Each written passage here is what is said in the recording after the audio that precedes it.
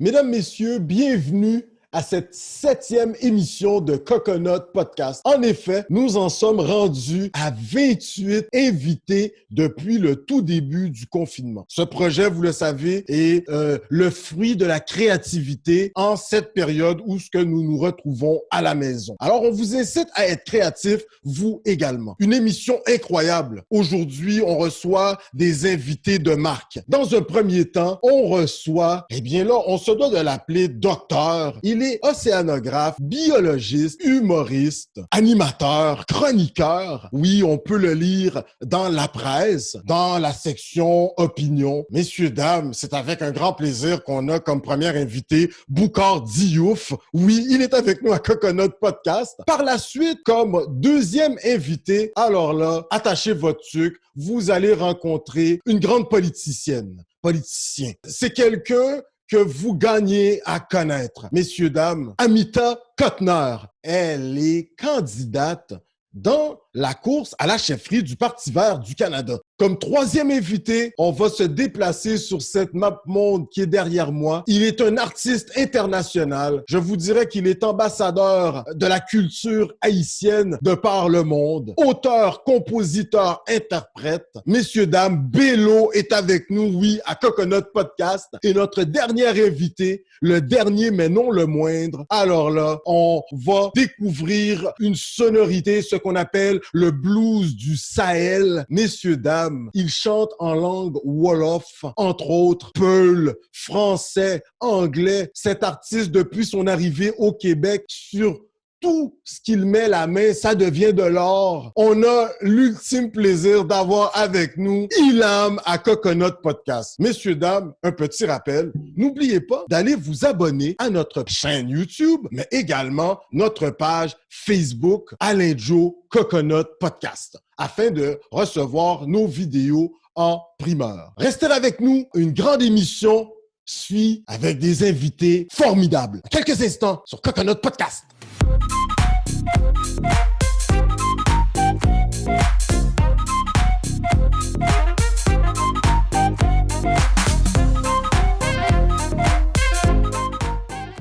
Notre premier invité, je peux vous dire ma formule clé, il se passe de présentation. Il est connu de tous au Québec, à travers le Canada et je vous dirais même sur le continent, la mère patrie, je vous dirais, l'Afrique. Messieurs, dames, c'est un immense plaisir d'avoir avec nous. Alors, je vous garde un peu l'eau à la bouche. Là. Je vous donne l'eau à la bouche en vous disant qu'il est, dans un premier temps, humoriste, mais également chroniqueur, auteur.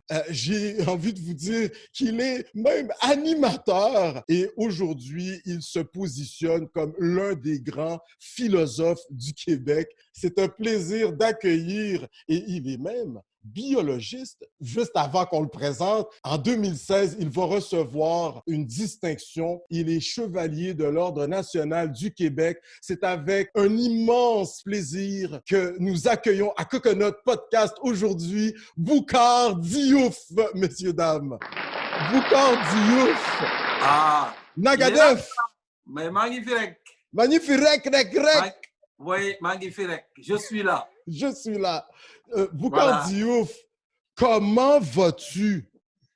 Écoute, je ne sais pas si je peux te dire je vais bien. Je ne pourrais pas te le dire après près de 2 mois de confinement.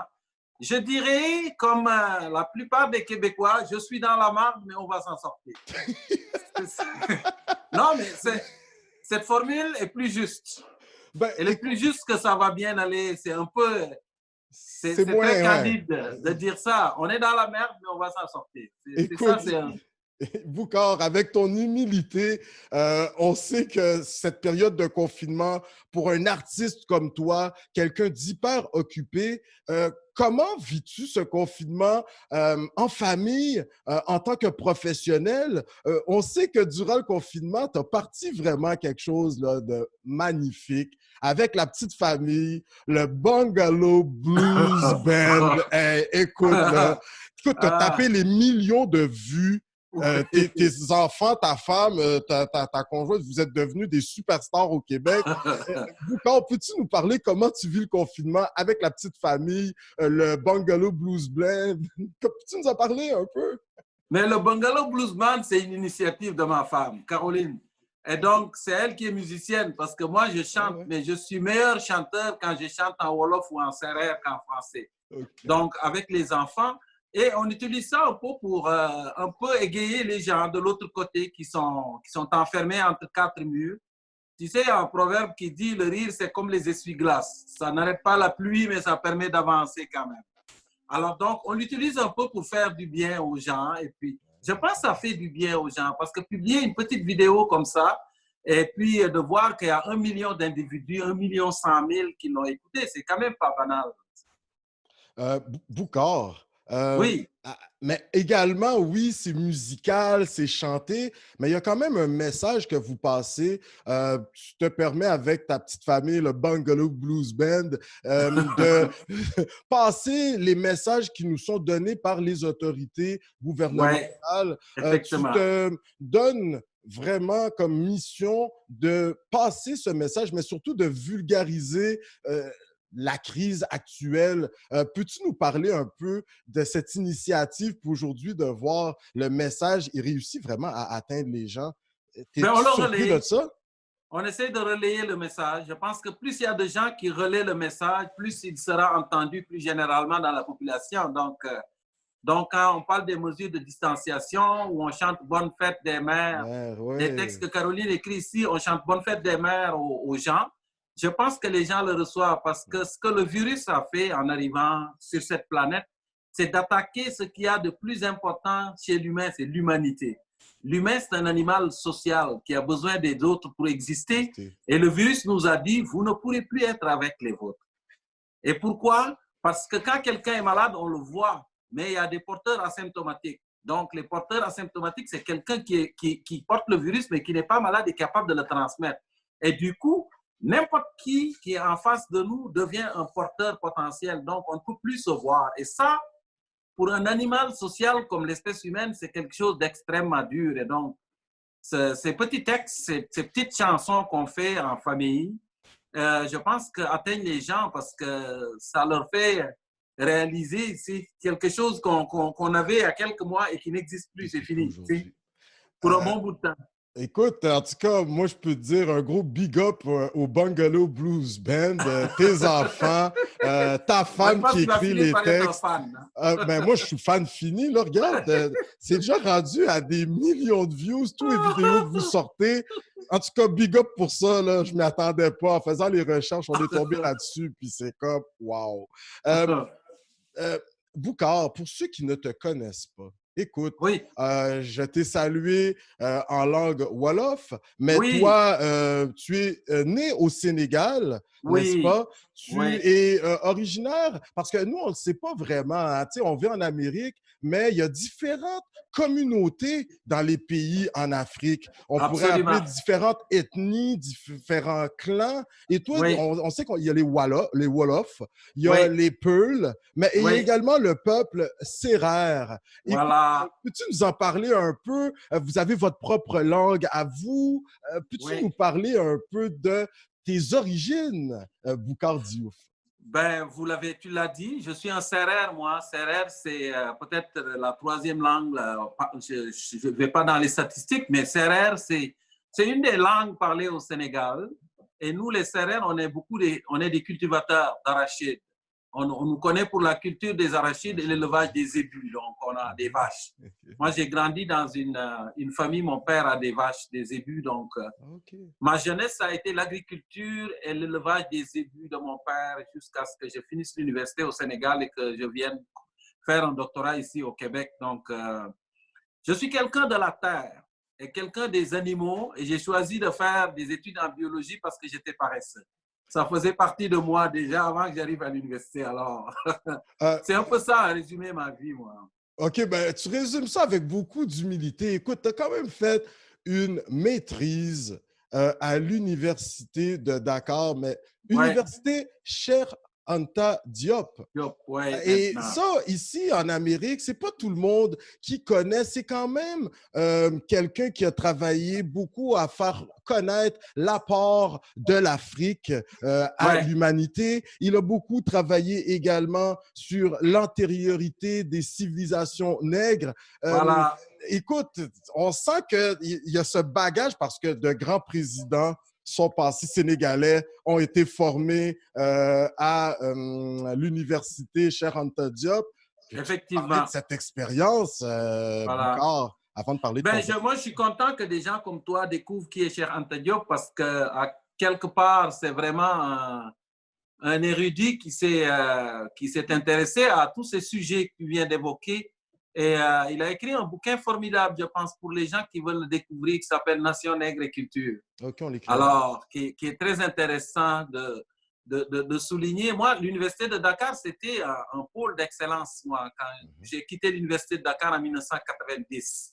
Et c'était un pôle d'excellence dans les universités africaines. Donc, et effectivement, nous, on était chanceux. On avait comme président à l'époque Abdou Diouf, qui Oui, c'est croyait ça. beaucoup à l'éducation. Léopold Sédar C'est Senghor, qui était Abdou connu Diouf, le beaucoup. deuxième président du Sénégal. Ouais, qui était très, très grand. Léopold Sédar Senghor, académicien. Ah, voilà. Voilà. Wow, OK. On voit que tu t'intéresses à la littérature. Écoute, des gars comme toi nous donnent la passion, la piqûre, là. Oui, Ouais, vas-y, mais continue. Senghor était très ami avec les Duvalier. Il allait souvent en Haïti, Senghor. C'est quelqu'un qui était connu dans ce coin-là. Oui, oui. Ben, avec Césaire aussi, Aimé Césaire, bien vois-tu, sûr, bien c'est sûr. quand même ce qu'on appelle les deux chantres de la négritude. Et donc, moi, cette université-là, ça a été mon tremplin. Donc, j'ai des souvenirs extraordinaires de là. Et c'est là que j'ai fait mes études. Et En après mes études, 91. ouais, en 91, j'ai eu une bourse pour venir faire un doctorat en océanographie à l'Université du Québec à Rimouski. Et c'est comme ça que j'ai débarqué à Rimouski, moi.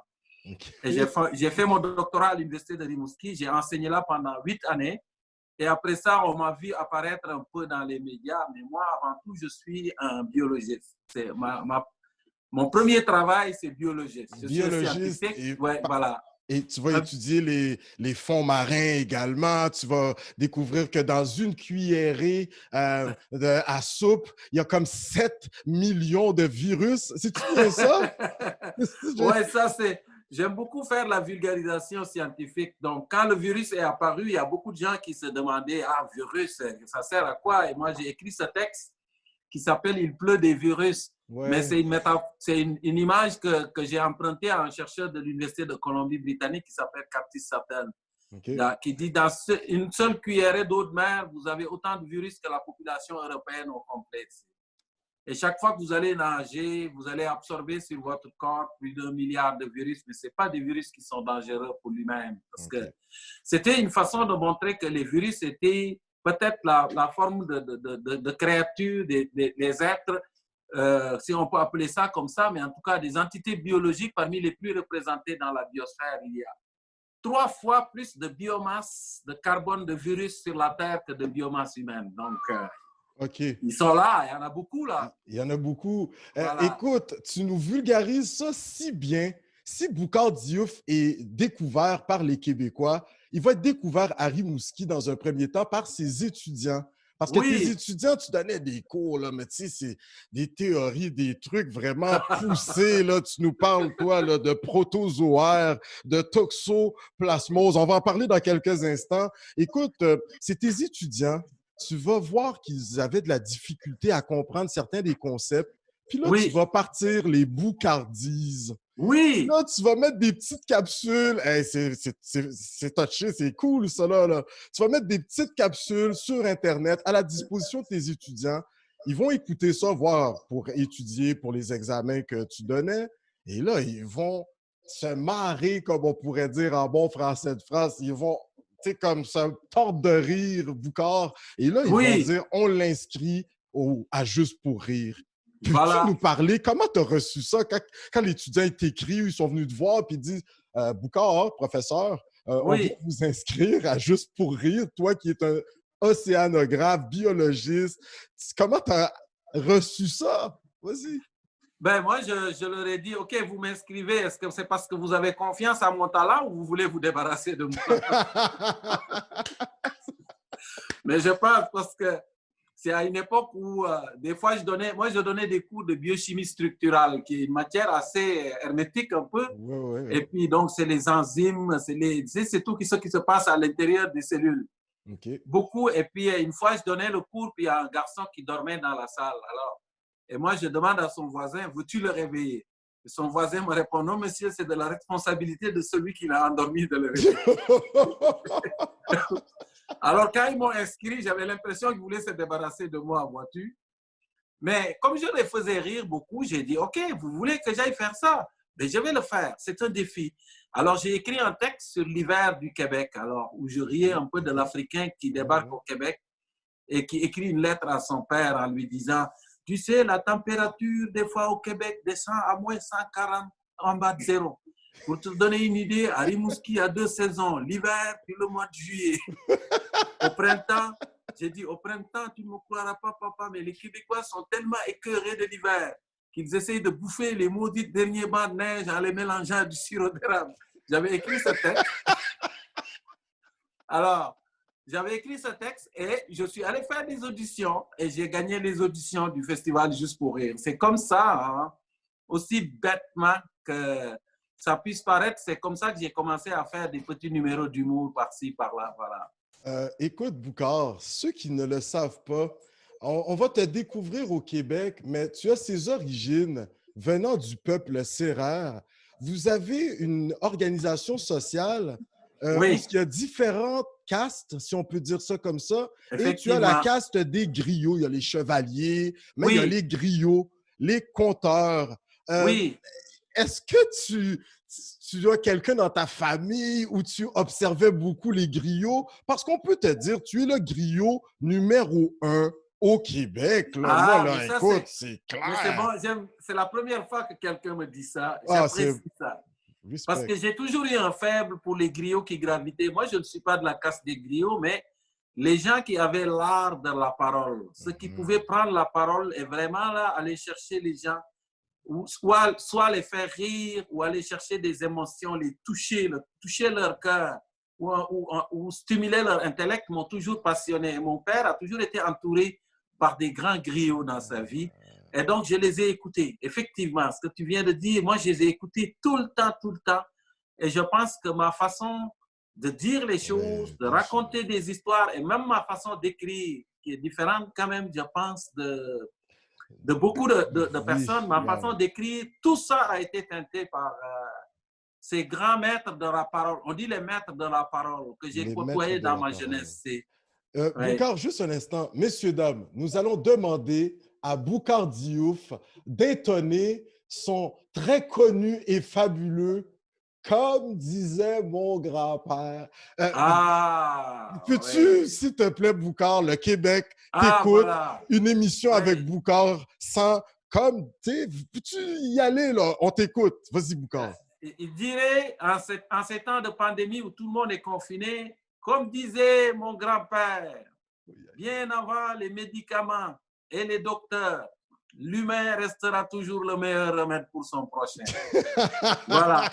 Superbe. Et ça, c'est Ouais. ma mère qui dit. Je mets ça dans la bouche de mon grand-père, mais ça, c'est ma mère qui disait ça. OK. L'humain est le meilleur remède pour son prochain.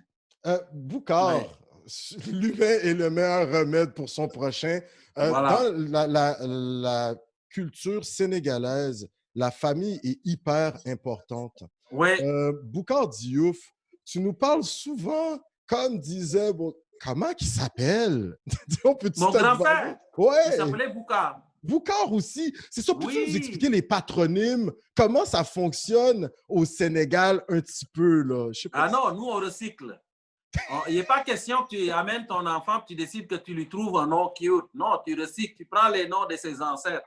Et donc, c'est les mêmes noms qui circulent tout le temps. Donc, si tu vas dans ma famille, des Boukhar Diouf, il y en a là, en Il y en a, il y en quantité. a. Donc, il faut préciser. Mais moi, OK. quand je suis venu au monde, mon père m'a donné le nom de mon grand-père. Ouais, c'est ça. Alors, parce que c'est pas la même conception. J'ai grandi dans une société où on disait quand tu donnes le prénom de quelqu'un à un enfant, l'enfant va hériter de quelque chose comme une partie de ce nom-là, tu vois. Ouais, tout à fait. Alors, tu vois, jusqu'à aujourd'hui, moi, mon papa, il m'appelle papa parce qu'il est un peu convaincu que je suis un peu mon grand-père. Une partie de mon grand-père revenu, on rentre dans la métaphore du vaudou haïtien un peu. Là. Ouais, ou le gris-gris, tu sais. On devrait dire le vaudou africain. Parce Le vaudou africain, ouais, le Bénin, voilà. entre autres. Boucard, très rapidement, dans le peuple sérère, écoute, vous avez de grands noms, parce que c'est comme au Québec, les Tremblay. Mais tu sais, on retrouve beaucoup de Diouf, de Senghor. Ce sont des noms très connus chez les Sérères. Est-ce que tu es de parenté avec Abdou Diouf, deuxième président du Sénégal? On me pose souvent cette question, mais non, je connais Abdou Diouf un peu. Okay. J'ai travaillé avec lui un peu aussi quand il était à la francophonie à Paris. Oui, mais non, on n'est pas vraiment des parents, Abdou Diouf et moi. On n'est pas des parents, on est vraiment des... Mais c'est quelqu'un que j'aime beaucoup parce que quelqu'un qui a fait beaucoup pour le Sénégal, beaucoup pour l'éducation. C'est quelqu'un qui savait que pour s'en sortir, l'éducation, c'était la voie. Tu avais de l'argent à investir dans le développement, il fallait le faire dans l'éducation. Abdou Diouf était comme ça et Senghor aussi. Et pour ça, c'est des gens que je respecte beaucoup, beaucoup, beaucoup. Écoute, tu t'es donné comme mission, en tout cas, de contribuer à cet effort national qui est d'intégrer les nouveaux arrivants à la société d'accueil. La diversité, elle est hyper importante pour toi, mais tu y vas avec ta plume. Parce que oui, tu montes sur scène. Est-ce que Caroline t'aidait à écrire tes textes pour tes spectacles d'humour? Ben oui, bien sûr. OK, nice. Il y a des blagues là-dedans qui sont signées par Caroline. Et quand arrivait des moments où je dois écrire une petite chanson à répondre humoristique, je faisais appel à son talent aussi.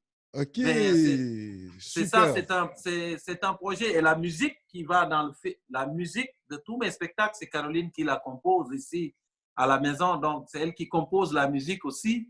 Et c'est elle qui fait l'affiche. C'est un projet, nous, c'est un projet familial. Ben, c'est ce qu'on voit avec le Bungalow Blues Band.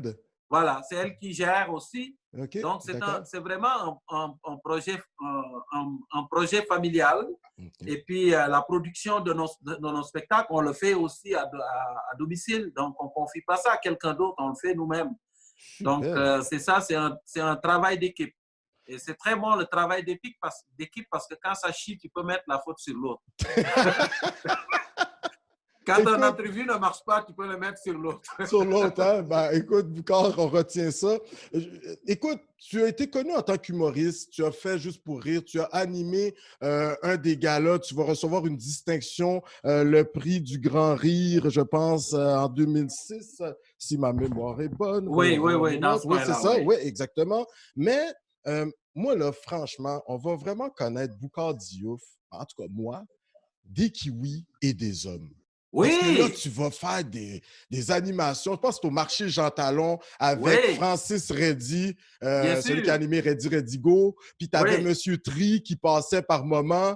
Puis là, la palourde. Parle-nous de cette expérience des kiwis des hommes puis de cet épisode avec la palourde. Là.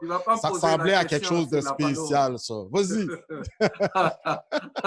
Non, la palourde, c'est une malédiction, en fait. C'est une malédiction parce que tu sais, on a fait cette émission pendant 8 ans. Hein? Ouais. Et 8 ans d'émission avec presque 1000 émissions. Et tout ce qui reste dans l'imaginaire collectif, c'est vraiment ces 2 minutes d'hystérie autour d'une bisoune marine, tu vois. Hein? Donc, dans ce sens, c'est une malédiction quelque part. Ouais, mais vraiment. Mais on s'est amusé. Et ça a passé le temps. Je pense que ça fait partie des bloopers qui ont fait le plus rire les Québécois jusqu'à date. Je te le dis, mais sérieux, félicitations pour cette émission parce que c'était la première fois véritablement qu'on retrouvait, moi je te dirais, excuse-moi, mais un noir animé une émission autre. Tu sais, c'était nouveau, avec quand même une vedette très établie de l'époque, Francis Reddy. Puis là, tu sais, on te voyait avec tes petits spikes arriver, puis Sérieux? Avec l'accent aussi. Oui, Parce est-ce que que la tu étais différence, c'est que conscient de ça? c'est un immigrant, mais avec un accent. Parce qu'on a voyé à la télé, mais c'est des gens qui sont nés ici qui n'ont pas d'accent. Mais moi, Ouais. j'arrive là, je roulais mes R comme on roule dans la savane. Tu vois? Je te jure. Alors, je te le jure, je Je faisais te le ça. Des jure. fois, les gens ne comprenaient pas ce que je disais, mais Mais je me c'est suis accroché. J'ai dit, l'accent, c'est l'autre. Vous faites un effort, vous allez me comprendre un jour. Alors, ça s'est fait. Hein? J'ai fait superbe. ça 8 ans, 7 années avec Francis. Et puis, nos chemins se sont séparés, malheureusement, parce que l'émission n'a pas été renouvelée. Mais ça a été... C'était un endroit, un lieu de raccommodement, parce que c'était l'émission de Radio-Canada qui, toute proportion gardée, invitait le plus d'immigrants, de gens issus des communautés culturelles. Ouais. Et ça n'a jamais été remplacé, ça. Jamais, jamais. Tout le monde, les Haïtiens venaient cuisiner. Des chefs haïtiens, des chefs venus du Maghreb, de l'Espagne, on recevait tout le monde. Tout le monde. Alors, c'est une émission, je pense, Monsieur qui avait Tri sa place.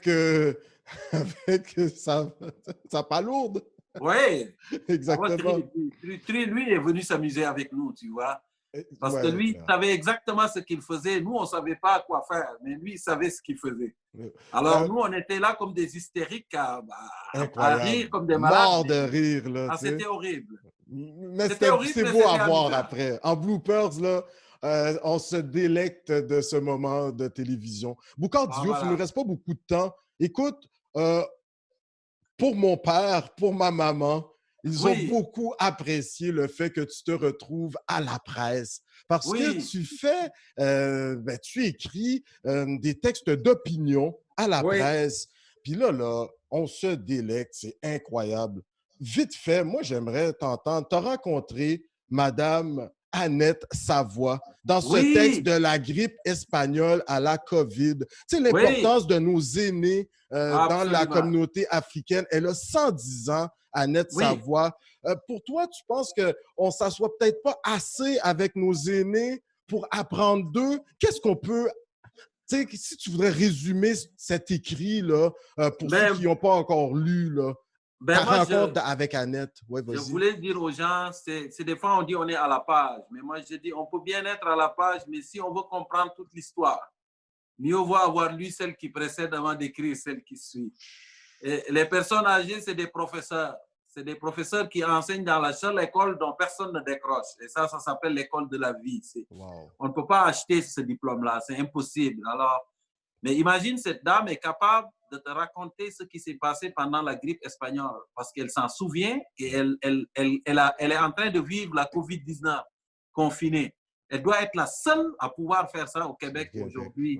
Et donc, je trouve que dans nos sociétés dites modernes, on n'est pas très doux avec les personnes âgées. C'est triste.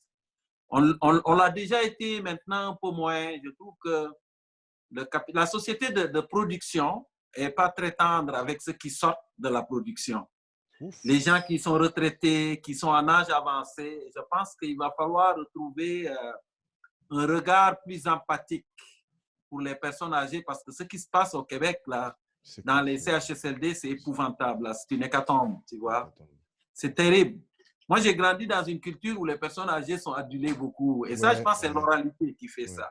Parce que quand la tradition orale et la façon de passer le savoir, plus tu vieillis, plus tu deviens précieux. Parce que plus tu deviens une espèce de bibliothèque vivante. Oui, tout à fait.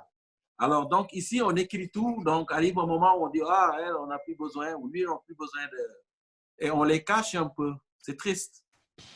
C'est triste, mais je n'ai pas la solution. Je ne sais pas c'est quoi la solution. Non, mais tu écris, parce que tu écris des textes quand tu dis dans la presse toujours, quand les masques tombent. Tu parles d'une... En tout cas, on va vers une démondialisation.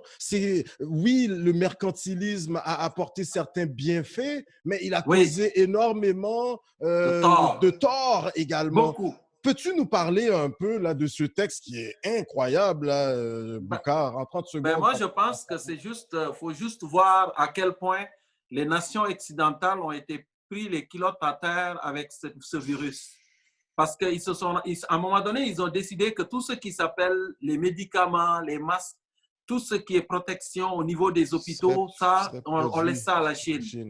on ne fait plus parce que c'est plus payant pour nous d'acheter ça à la Chine et la Chine va faire travailler des gens pour des salaires et qu'est-ce qui est arrivé? Le virus est arrivé, ils se sont rendus compte qu'ils n'ont pas de réserve de masques, ils n'ont pas de réserve de médicaments, ils ne fabriquent pas de médicaments, ils ne sont pas capables de fabriquer les tests. Et des grandes nations se sont retrouvées comme ça dans une position épouvantable. Et moi, je pense que la réflexion, ils sont en train de le faire. Ce qui s'est passé n'est pas banal. Et ça risque de mener à quelque chose une remise en cause de tout le système. Une remise en cause, je ne sais pas, mais j'ai l'impression que les idéologies nationalistes en Europe, là, risquent de l'exploiter assez fortement. Et j'ai comme l'impression qu'il va y avoir peut-être la mondialisation ne disparaîtra pas, mais il va y avoir une baisse. Une baisse de la mondialisation. Et les gens le réalisent aujourd'hui. Qu'on ne peut pas, au nom de la profitabilité, au nom du pourcentage d'argent qu'il faut verser aux actionnaires, toujours dire ce qui est important, c'est d'exploiter toujours plus des gens, leur payer moins pour pouvoir donner plus aux actionnaires. La Terre ne pourra pas supporter ça. Wow. Boucar, juste excuse-moi de te couper. Vas-y. Ben non, c'est ça. Okay. Je veux dire, si on veut vivre sur une planète viable et la laisser à nos enfants et nos petits-enfants, il va falloir changer des habitudes. Il n'y a pas de doute là-dessus. Et là, tu parles, écoute, il y a ces raisons des fois un peu économiques qui feraient que les gouvernements seraient amenés à déconfiner trop rapidement sous un certain couvert, il devrait y avoir immunité collective. Et toi, tu mets quand même un holà à ça dans ton écrit dit « Avez-vous dit immunité collective ?» en posant la question. Toi, tu dis « Écoutez, voilà, j'aimerais t'entendre là-dessus pour ceux qui n'ont pas encore lu Boucar Diouf. » Moi, je pense que les gouvernements ont battu en retraite aussi. Je veux dire, ils l'ont prononcé une fois, puis après ça, on n'entend plus parler de ça. Ça a disparu. De la communication, c'est juste parce que pour faire une immunité collective, il va falloir tuer beaucoup de gens. Déjà, on n'est pas là-dedans, puis on fait partie des gens qui ont plus de morts. C'est parce qu'on pense qu'il n'y a pas beaucoup de morts, mais plus de 3000 morts au Québec. Là. Combien de millions d'individus? On n'est pas nombreux. 8 là. millions. Quand tu rapportes 140 morts par jour, là, c'est à peu près la mortalité de l'Italie ou de la France. Si tu rapportes ça à la population, ça fait beaucoup.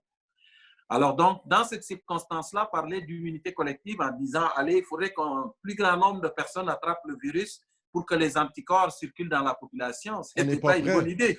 C'est que tu disais qu'on n'est pas prêt. Le Québec est-il prêt réellement? Parce qu'on a ce problème de pénurie de personnel que absolument. Tu dis. Oui, voilà. Oui, pénurie de personnel, pénurie de masques, pénurie de tout. Et puis, moi, je profite de ton podcast aussi là, pour saluer aussi beaucoup les gens parce que les personnes âgées qui sont dans les CHSLD, c'est beaucoup des immigrants qui s'occupent de ces gens-là. Beaucoup. Il y en a beaucoup. Ce n'est pas juste des immigrants, mais il y en a beaucoup. Et il faut saluer ce travail extraordinaire que ces gens-là font. Ce n'est pas parfait, mais je me demande si ce n'était pas de cette main-d'œuvre-là aussi. Les choses auraient été peut-être, on ne sait pas, mais en tout cas, ils font un travail qu'il faut saluer. Boucar, il ne nous reste pas beaucoup de temps, mais là, je me dois de te poser cette question. Tu sais, en 2016, Philippe Couillard va te décerner, mais là, pour l'ensemble de ton travail, la distinction Chevalier de l'Ordre national du Québec. Boucar Diouf, est-ce que je pose la question à tout le monde, Webster, tous ceux qui sont passés à l'émission, Will Prosper, est-ce qu'il y a une possible chance qu'on te voit? Parce que là, on sent que tu écris, ton stylo, il bouillonne. Je te vois arriver. Tu me vois arriver. Est-ce qu'il y a une potentielle chance qu'on te voit en politique à un certain moment?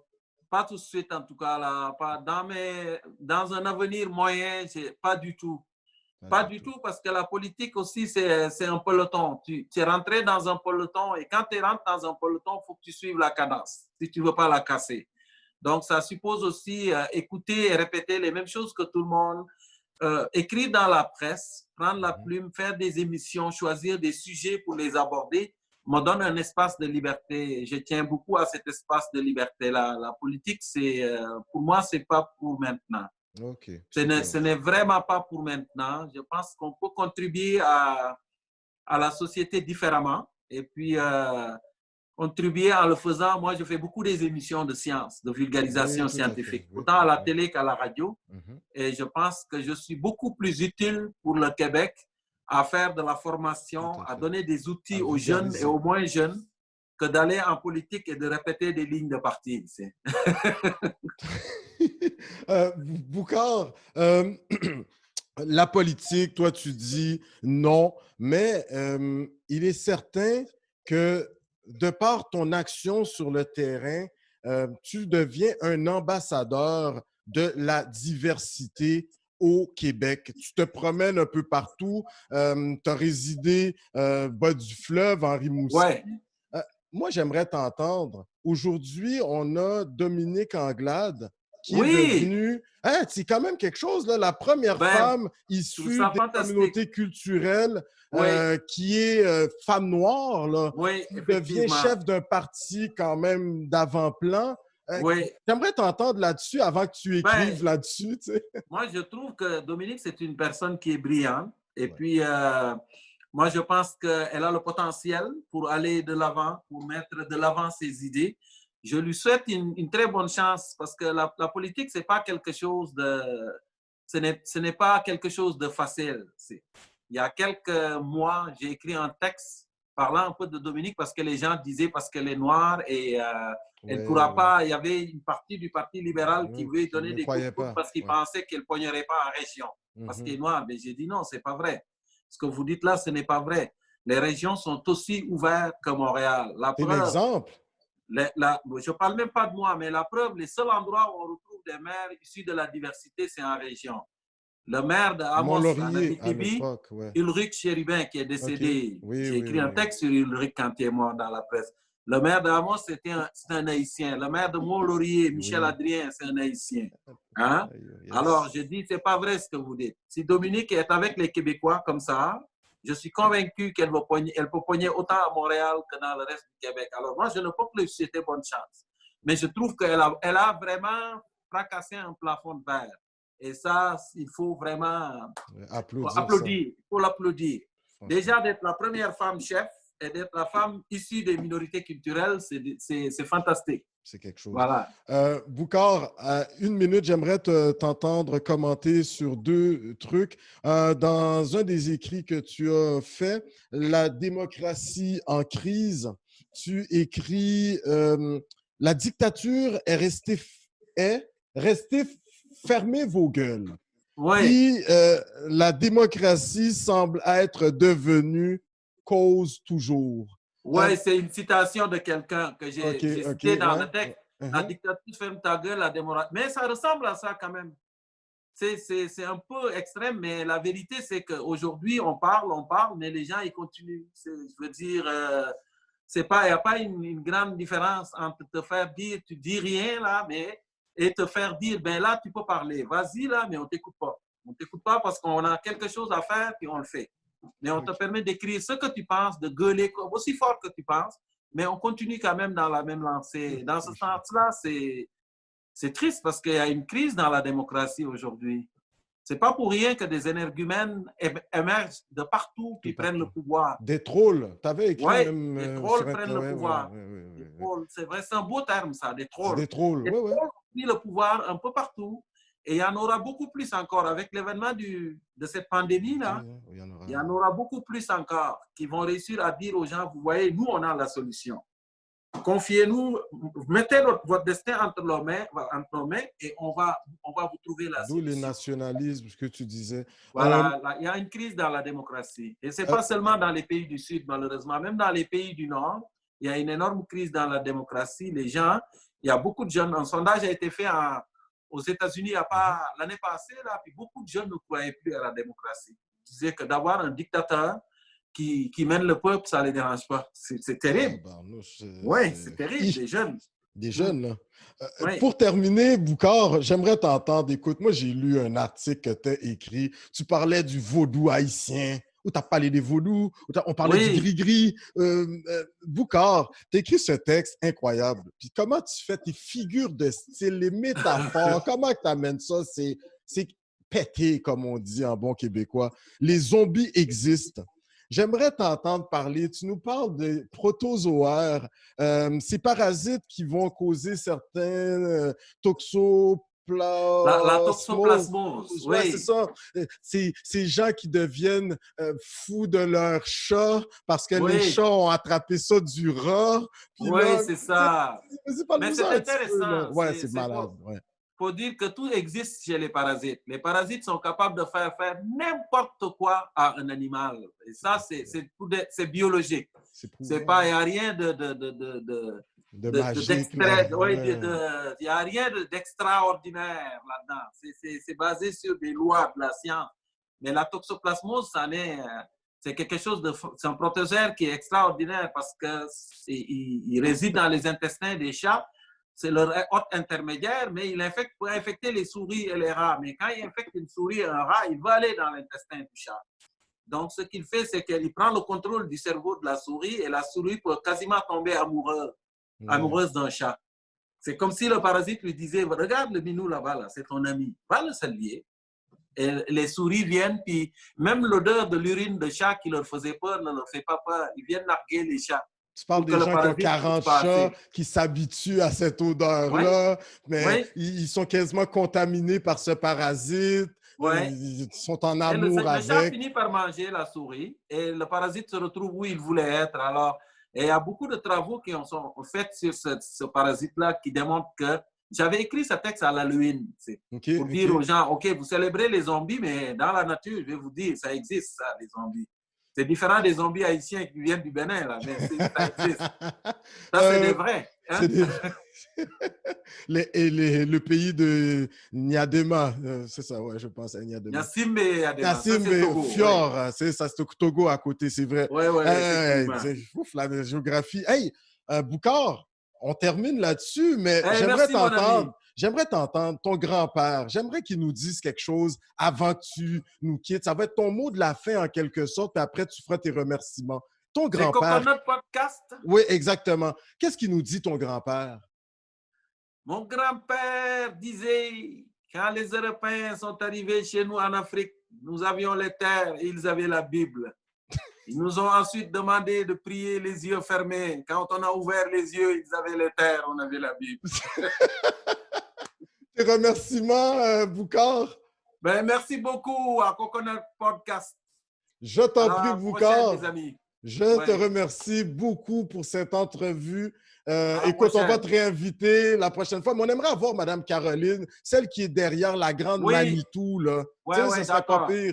Mais Alors, tu as son courriel, tu vas l'inviter. oui, un instant. Alors, messieurs, dames, nous avions Boucard Diouf avec nous. Il est chevalier de l'Ordre national du Québec, reçu en 2016, humoriste, animateur, chroniqueur, auteur également. Il a 3 livres à son actif. Je vous invite d'aller fouiller ça sur le site Internet de Renaud Bré. Commandez-vous-les. Ce fut tout un honneur d'avoir Boucard Diouf avec nous. Alors, messieurs, dames, on va à la pause et on revient dans quelques instants. Merci.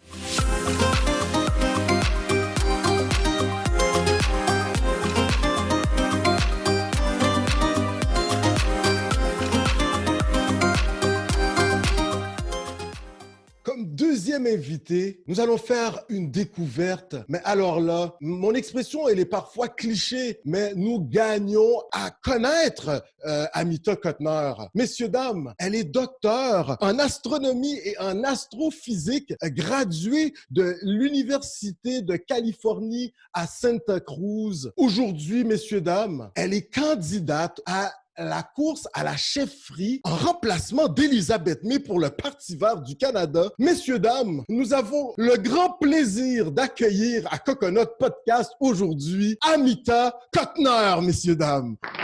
Amita, comment vas-tu? D'accord, merci. Et toi? Ben écoute, ça va super bien. C'est un plaisir de t'avoir à Coconut Podcast. On sait que tu es quelqu'un de super occupé. Amita, comment tu vis le confinement? On sait que toi, tu te promènes à travers le Canada. Tu es quand même posté sur la belle côte pacifique de notre pays. Amita, comment tu vis le confinement? Ah, mais c'est difficile, mais c'est beau ici, c'est vrai, mais c'est Ouais. difficile encore. C'est certainement intéressant d'être confiné et séparé pendant la pandémie, mais pour mon travail scientifique et organisationnel, ça n'a pas tellement changé.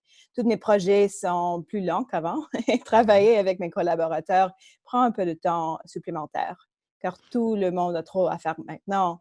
De l'autre côté, la course de la chefferie est très différente. Nous avons planifié de voyager à travers le pays, mais maintenant, c'est entièrement virtuel. C'est aussi intéressant de faire de la politique à un moment comme celui-ci. Il y a des problèmes urgents et nous voulons aider nos communautés avant de discuter des politiques. Mais en même temps, c'est le moment absolument parfait de planifier et adopter un avenir juste durable. Ben, écoute, Amita, moi, j'adore ce que tu dis parce que si Coconut Podcast existe aujourd'hui, c'est dû au confinement. Ça nous permet d'être créatifs. Ça permet de trouver des façons différentes, assurément, de toucher, dans mon cas, les auditeurs, les internautes, mais dans ton cas, de toucher les Canadiens et Canadiennes et membres également du Parti vert du Canada.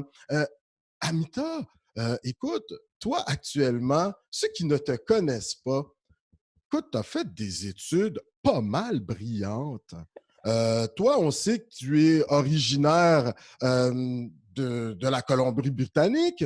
Tu as ton père avec des racines qui nous viennent de Hong Kong, là où que ça foisonne beaucoup. Là. C'est pour ça que toi, regarde, tu es aussi bonne dans ce que tu fais. Amita, écoute, tu as grandi à Vancouver.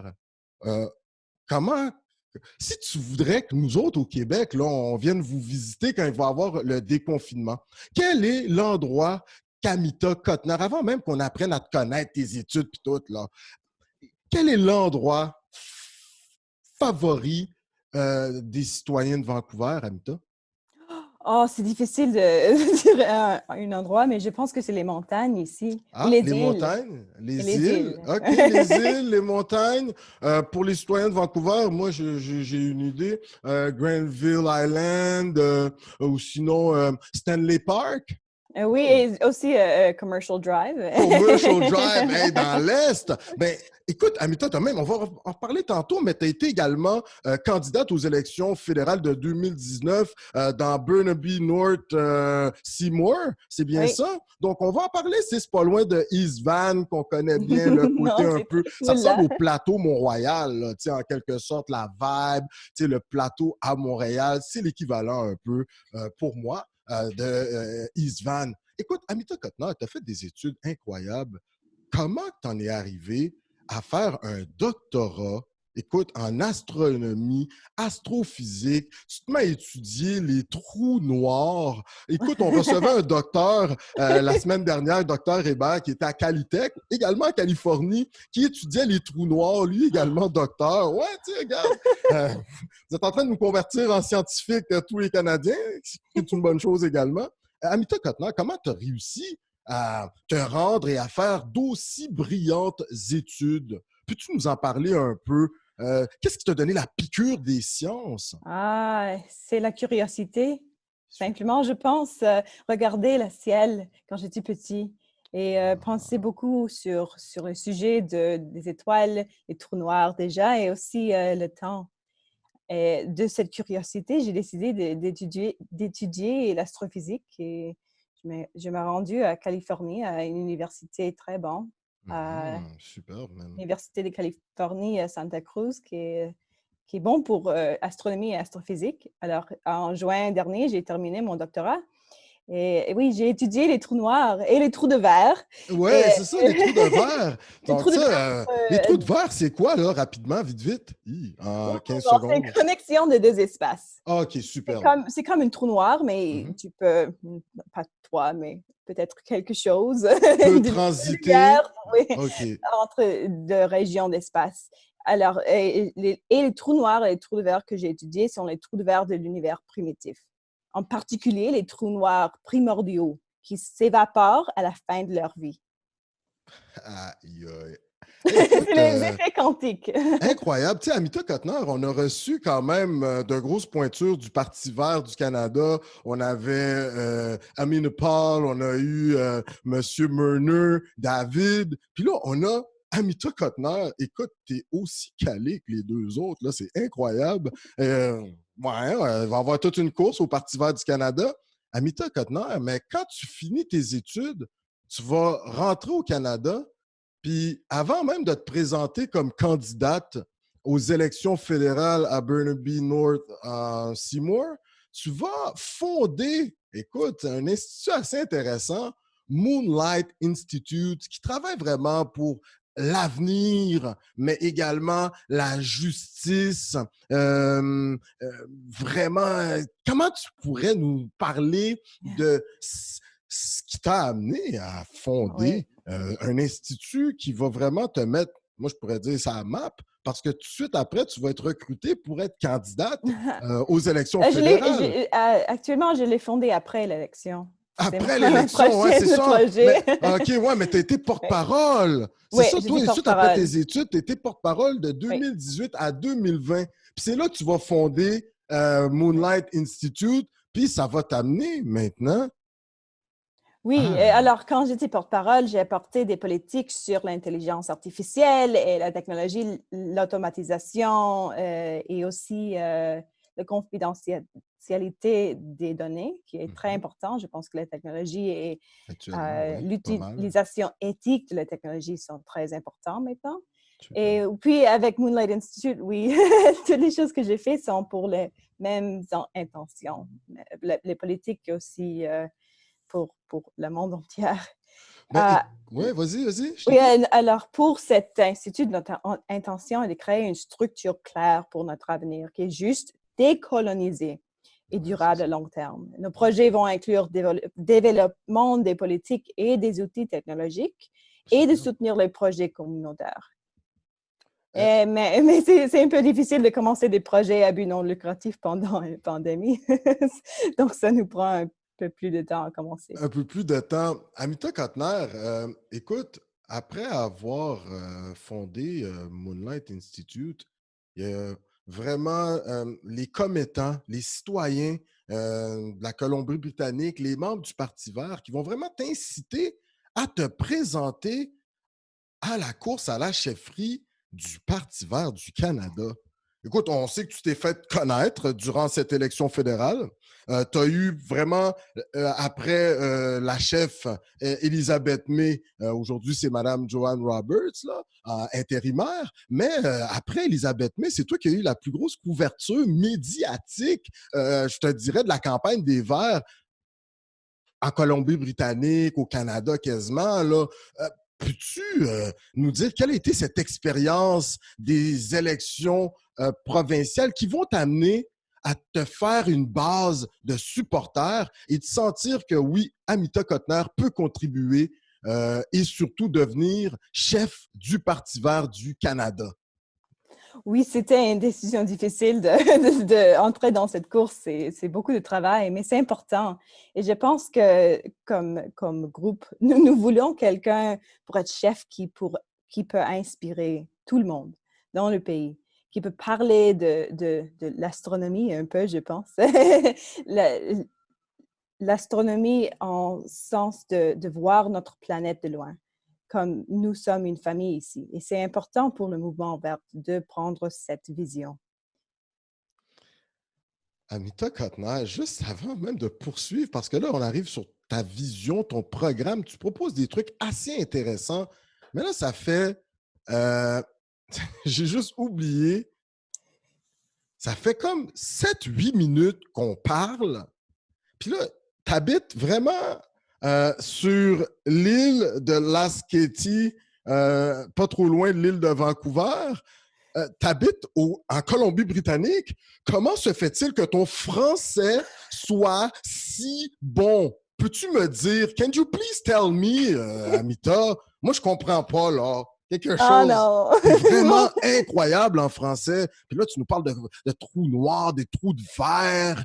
incroyable. Parle-moi, comment ton français est aussi bon, là? Ah non, mais c'est pas parfait. Je pratique quand je Ben peux. là, I don't know if my English is perfect, but your French is very, very good.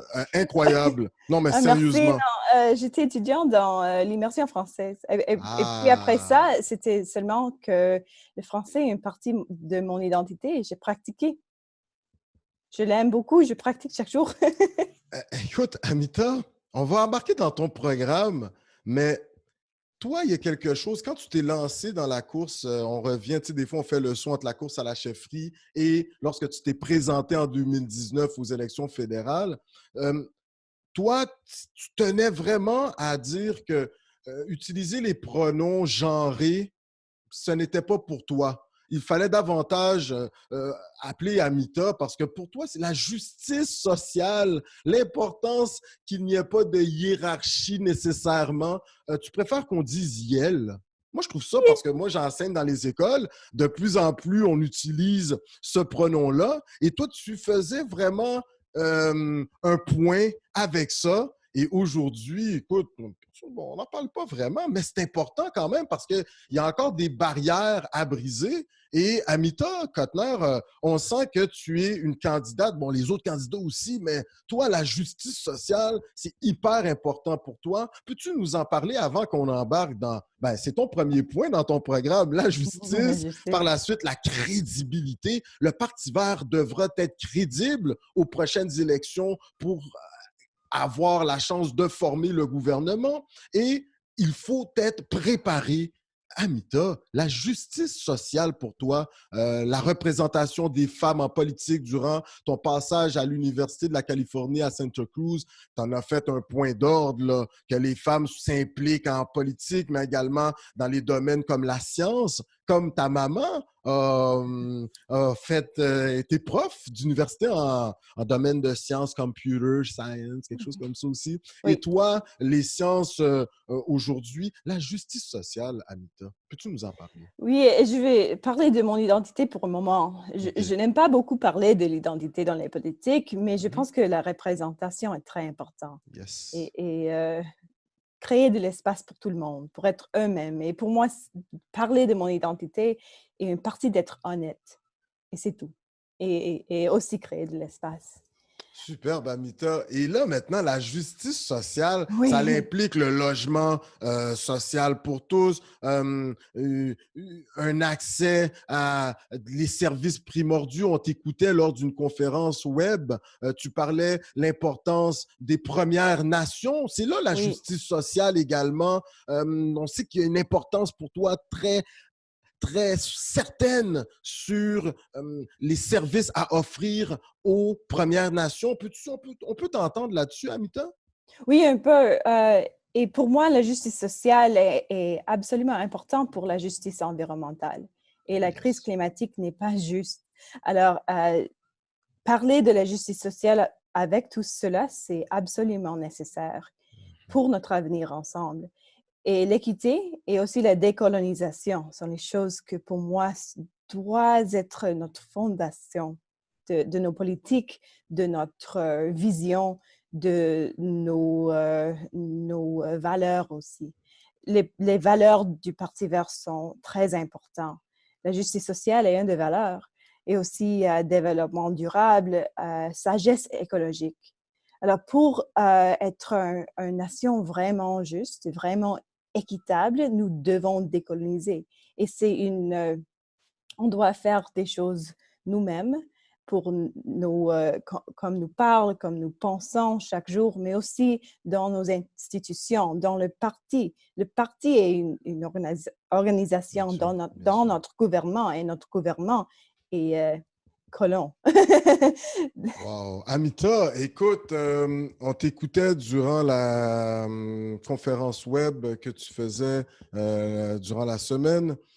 Tu parlais de la loi sur les Indiens, The Indian Act, je pense qu'on dit en anglais. Ça, c'est un problème, là. En 15 secondes, qu'est-ce que tu en penses de la loi sur les Indiens? Alors, c'est raciste, ça parle Oui, différemment des gens oui, bon. les humains dans cette loi ne sont pas égales. Actuellement, on voit qu'il y a un effort qui est fait au Parti vert du Canada. C'était déjà crédible, mais là, ça devient de plus en plus crédible avec l'urgence de la crise climatique, l'urgence climatique. Toi, tu travailles, tu es une scientifique. Est-ce que tu vas amener ce côté de la démarche scientifique au Parti vert en ce qui a trait à la crédibilité rapidement? Oui, absolument. Et je pense que nous devons avoir une méthode de développement de nos politiques qui est vraiment crédible. Et ça va être nécessaire d'avoir une extra OK, oui, petit oui, que soit. processus de science et de l'évidence au-dessus de nos valeurs et de nos principes. Moi, là, tu m'étonnes tellement. Écoute, le Parti vert a fait un travail incroyable, là. Écoute, là, les candidats parlent français, là. Moi, je suis comme, OK, en tout cas, on est au Canada, c'est un pays bilingue, hein. Des fois, ça nous étonne, mais ça devrait être ça. Donc, hey, moi, vraiment, là, félicitations. Puis, ben, avec cette démarche, avec le extra, c'est ce qui amène à être prêt pour affronter la campagne électorale, les journalistes et les citoyens qui votent, car ils vont poser des questions. Mais si ce que tu proposes avec une préparation, Amita, tu te dis que vous devriez être capable de passer le test auprès des électeurs. C'est bien ça? Oui, préparation comme ça, mais aussi pour la crise climatique, pour les gens pour toute notre nation d'être préparés pour les événements réels OK. de cette crise. Et c'est personnel pour moi. Hey, Amita, les gens qui aimeraient te suivre, là, vite, vite, site Internet, tu peux nous le donner? Oui? Oui, mon site web est Oui? amitakatner.ca. Aussi, mes médias sociaux sont sous Parce Amita que, Katner. ouais, je pense que beaucoup de gens vont commencer à aller. Il y en a déjà pas mal, mais là, je pense qu'il y en a beaucoup du Québec qui vont être wow, superbe. Amita, il ne nous reste pas beaucoup de temps. Euh, Maintenant, là, à quel Canada devrait-on s'attendre? Parce que là, on a eu ta vision quand même. Un Canada juste, un parti vert juste. Mais là moi, là, je le pose à tout le monde. En tant que première ministre du Canada, Amita, il y a une possibilité. Quel Canada devrait-on s'attendre? À quel Canada devrait-on s'attendre, Amita Kotner? Hmm. Je pense, avec moi comme première ministre, on va voir une nation juste, équitable, stable, crédible, respectée, unie et largement autosuffisante. Et aussi définitivement décolonisée, où tout le monde a ses droits protégés et nous concentrons sur atteindre bien-être pour tout et sans être contrôlant ou autoritaire. Amita, tu parles d'autosuffisant. Toi, Oui. là, sur l'île de Lascati que tu vis, là, t'es comme un modèle quand même au Canada avec une maison quasiment autosuffisante. Tu vis quasiment en autosuffisance. Euh, Écoute, énergie solaire, comment tu réussis à vivre en autosuffisance? Est-ce que c'est un projet, un modèle que tu aimerais exporter pour presque tous les Canadiens? Est-ce qu'on devrait davantage miser sur ces énergies renouvelables?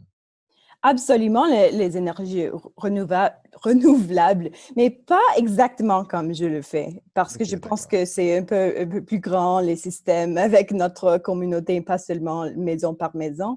Mais Mhm. c'est important d'aller dans cette direction et c'est aussi créer notre nourriture nous-mêmes. Wow. Amita Kotner, moi là, sérieux. Parce qu'il ne reste pas beaucoup de temps, il reste 2 minutes. Maintenant, là, on fait les questions en rafale. Parce que, messieurs, dames, nous sommes en train de découvrir une grande scientifique, mais également une grande politicienne. Amita Kotner, euh, ton endroit préféré au Canada, hormis un endroit en Colombie-Britannique, là, parce que nous a déjà dit Whistler, Blackcomb, là, les montagnes, là, OK? Mais maintenant, au Canada, est-ce qu'il y a un endroit, là, tu sais, quand tu te promènes à travers les provinces et que, franchement, tu te dois d'arrêter là, inévitablement? Où est-ce que je veux aller ou Ou prendre... un endroit que tu aimes au Canada, que tu aimes aller. Je n'ai pas beaucoup d'expérience partout le Canada, OK, mais d'accord. les endroits que j'ai de Que l'expérience avec, Mhm. oui, c'est Montréal, vraiment. Oh! Je voulais pas le dire, là, mais OK. Je ne veux pas le dire parce que c'est vrai, mais Superbe, OK, cool. Ah, j'aime ça. Et est-ce que tu es plus poutine ou hot dog? Ah, mais je suis végétarienne. Oh, OK, Alors, donc je pense que tu vas être poutine végétarienne. poutine, OK, d'accord, excellent, j'aime ça, j'aime ça. Puis juste vite de même, parce que moi, je suis un fan fini de la poutine puis des sushis. T'es-tu plus poutine ou sushi? Oh, je ne peux pas manger du riz, alors c'est poutine OK! encore. Hey, écoutez, Amita, là, dès que tu passes à Montréal, fais-nous signe. On va t'amener manger une poutine en espérant qu'il y ait le déconfinement puis tout reprenne, là. Mais en tant que chef du Parti vert du Canada, tu reviens. C'est sûr qu'il faut qu'on t'amène manger une poutine, là. Poutineville, la banquise. Tu connais ça déjà, toi? Non. Non, encore, OK, on va t'amener. Amita Cotner, avant qu'on termine l'entrevue, si tu avais un, un message, car la nation canadienne, euh, t'es commettant, je te dirais, de la Colombie-Britannique, parce que tu as quand même eu des appuis. J'ai vu hey, le commissaire aux forêts, là, à la faune de la Colombie-Britannique appuyait. Tu as eu pas mal d'appuis là, sur ta campagne de la course à la chefferie. Si tu avais un message pour les Canadiens, Canadiennes en ces temps de confinement, Amita Cotner, les 30 dernières secondes sont à toi. Oui. Je pense que c'est notre souci l'un de l'autre qui nous unit. Alors, prends soin de vos amis et de vos proches. Être gentil avec tout le monde. Ce moment est très important. Nous prenons conscience des défauts dans notre société. Alors, rêve un peu de l'avenir que vous voulez vraiment. Et puis, nous allons le construire ensemble. Nous traverserons cette situation et la crise climatique plus forte et plus résiliente. Wow. Amita Cotner, remerciements. T'aimerais remercier les gens qui te donnent un coup de pouce dans ta campagne, des Oui, gens... merci Oui. à tout le monde pour le travail et aussi, c'est difficile maintenant. Et merci pour écouter et regarder et penser. Et aussi, rejoignez notre parti, même si c'est seulement pour voter pour notre prochaine chef. Oh, oh! Écoutez, messieurs, dames, on a peut-être avec nous la future première ministre du Canada. Écoute, Amita Cotner, ce fut un plaisir de t'avoir à Coconut Podcast. Sérieusement. C'était un plaisir pour moi aussi. Merci à vous. Ouais, ben, toute l'équipe de Coconut Podcast, on dit un gros, gros, gros merci. Et surtout, on sait jamais, hein? Sérieux, là, Oui. regarde, là, tu deviens chef, puis après, première ministre, on va aller te suivre, amitacotner.ca. Messieurs, dames, hey, Amita, je te dis encore un gros merci. Alors, messieurs, dames, nous étions avec Amita Cotner, docteur en astronomie et en astrophysique. Elle étudie les trous noirs, les trous de verre, oh là là, mais également, elle est candidate à la chefferie du Parti vert du Canada en remplacement à Elisabeth May. Messieurs, dames, vous gagnez à aller la suivre sur les réseaux sociaux. Sur ce, on va en pause et on revient dans quelques instants. Merci!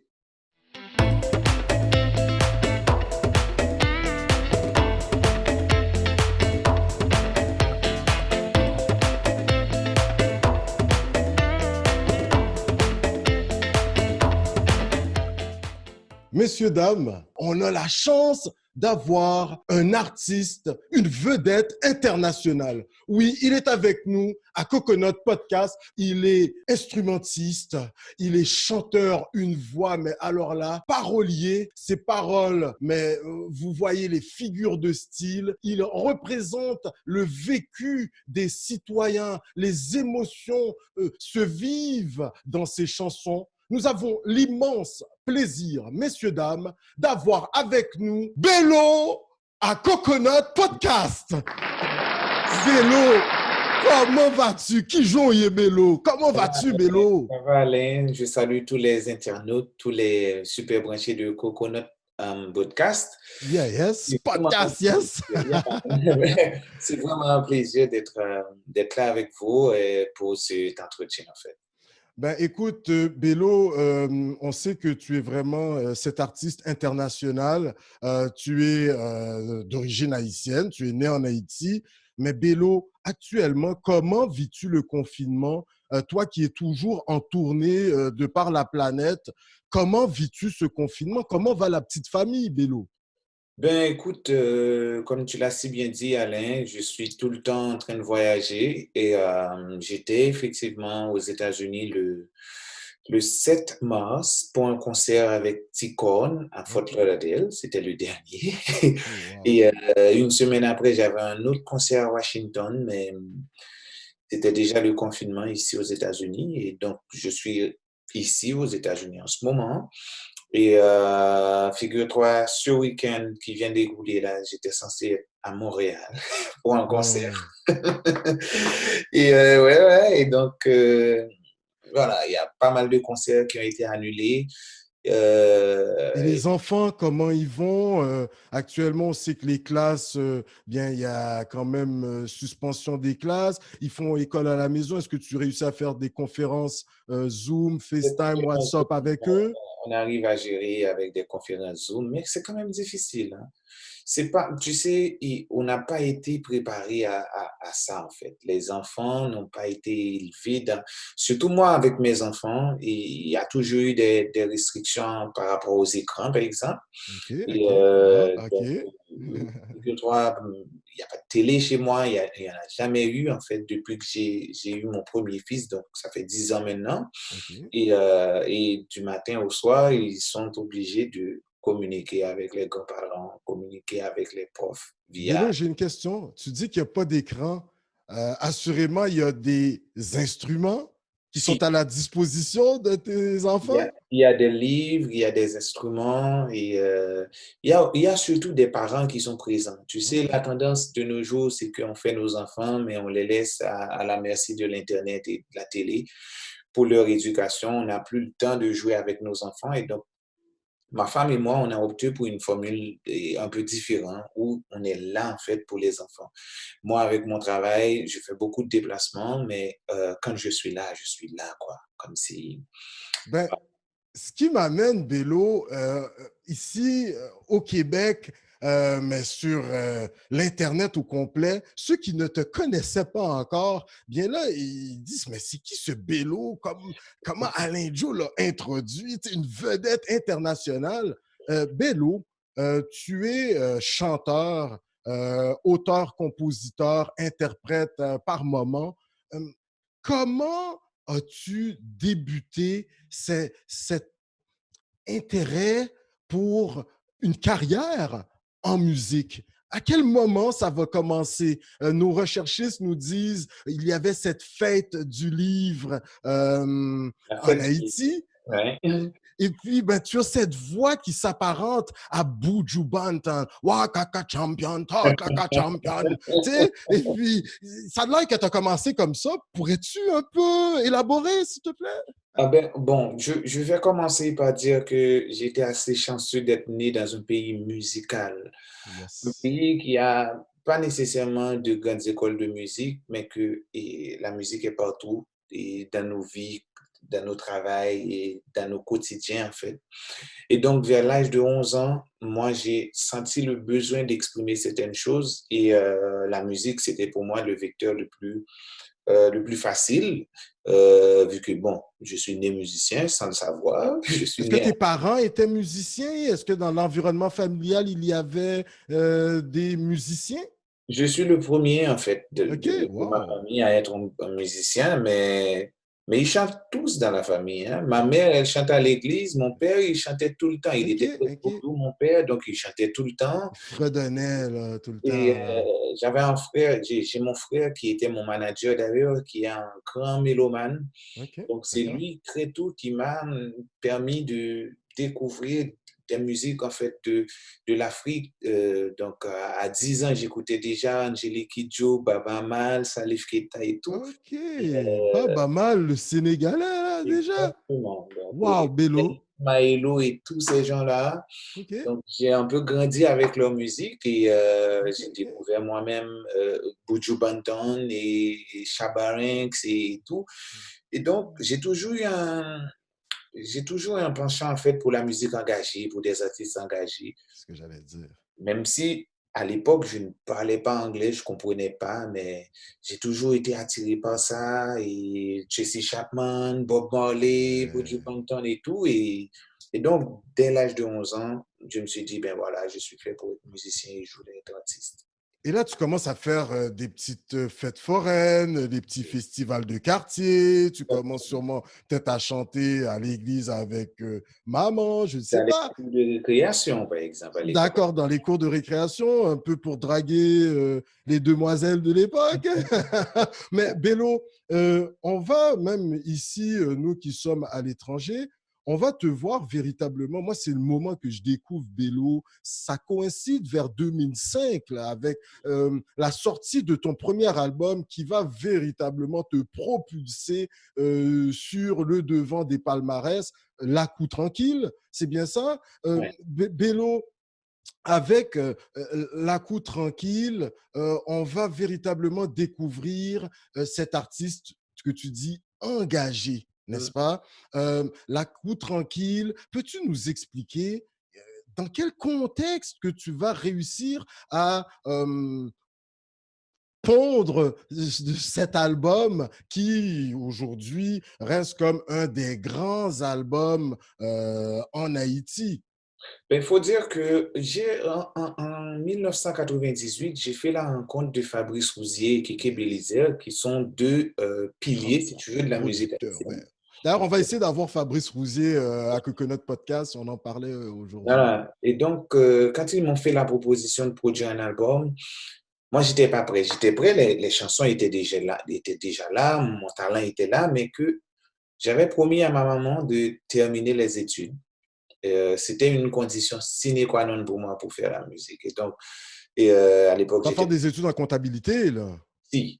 Et donc, Exactement, wow. 1998, ça m'a pris le temps de terminer les études classiques et de rentrer à l'université où j'ai passé 4 ans à étudier les sciences comptables. Et ça a coïncidé justement à août 2005, quand j'ai terminé les études. À ce moment, on a décidé de sortir le premier album. Mais ça a cartonné tout de suite.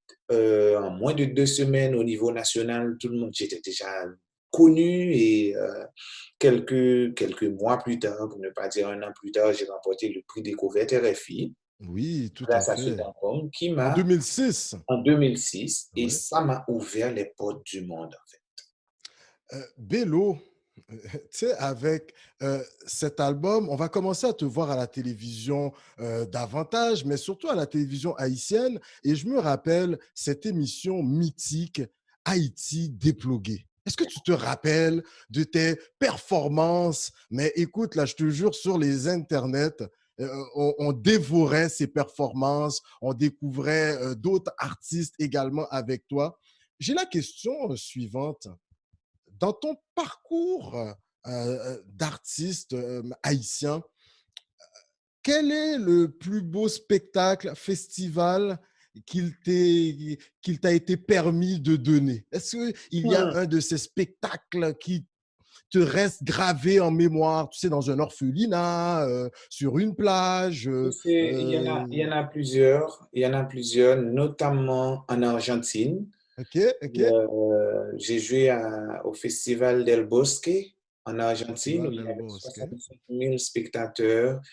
Et on est arrivé là-bas pas du tout connu, donc on ne connaissait pas qui était Bello et nous étions 4. Donc nous sommes arrivés à 4 sur une grande scène, mais une très grande scène.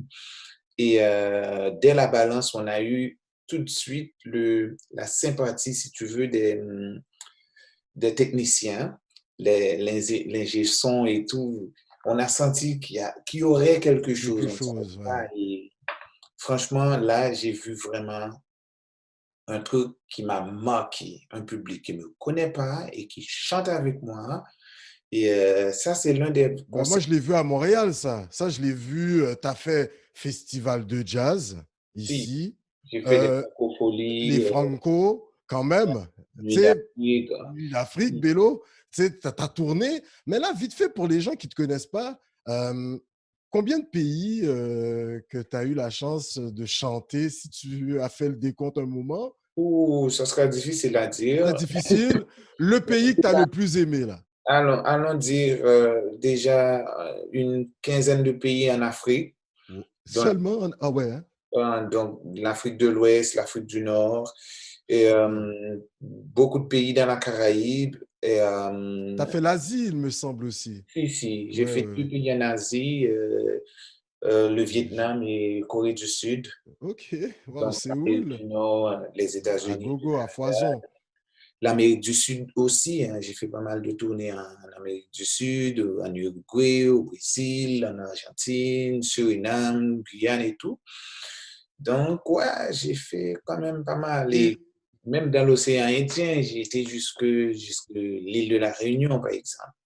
et Bélo, tu as eu la chance, tu sais, tu as quand même 6 albums à ton actif. C'est pas peu dire. Puis je peux vous dire, messieurs, dames, les albums de Bélo, allez sur YouTube, euh, juste pour prendre tu sais, un petit goût là, tu sais, Ouais. de ce que c'est. Puis ensuite, vous allez sur les plateformes pour vous procurer des albums de Bélo. Le dernier, entre autres, Motivation, Bélo.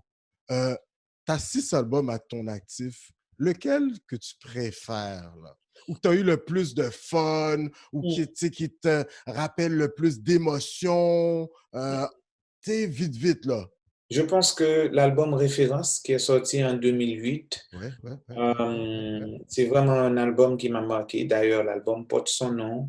Il y avait beaucoup d'ambition, en fait. Quand on faisait cet album, je me suis dit, ben, on va faire un truc de référence. On va faire un truc qui va Qui va vivre rester, quoi. pendant des années. Et même 10 ans plus tard et 12 ans plus Tu tard maintenant, l'écoutes et... tu l'écoutes, tu vois que, voilà, au niveau sonore, et on a osé, hein, avec Richard Bonin à la basse et Ed OK. Caillé. Vraiment, c'est un C'est album des pointures, là. de grosses pointures et beaucoup de bonne musique aussi.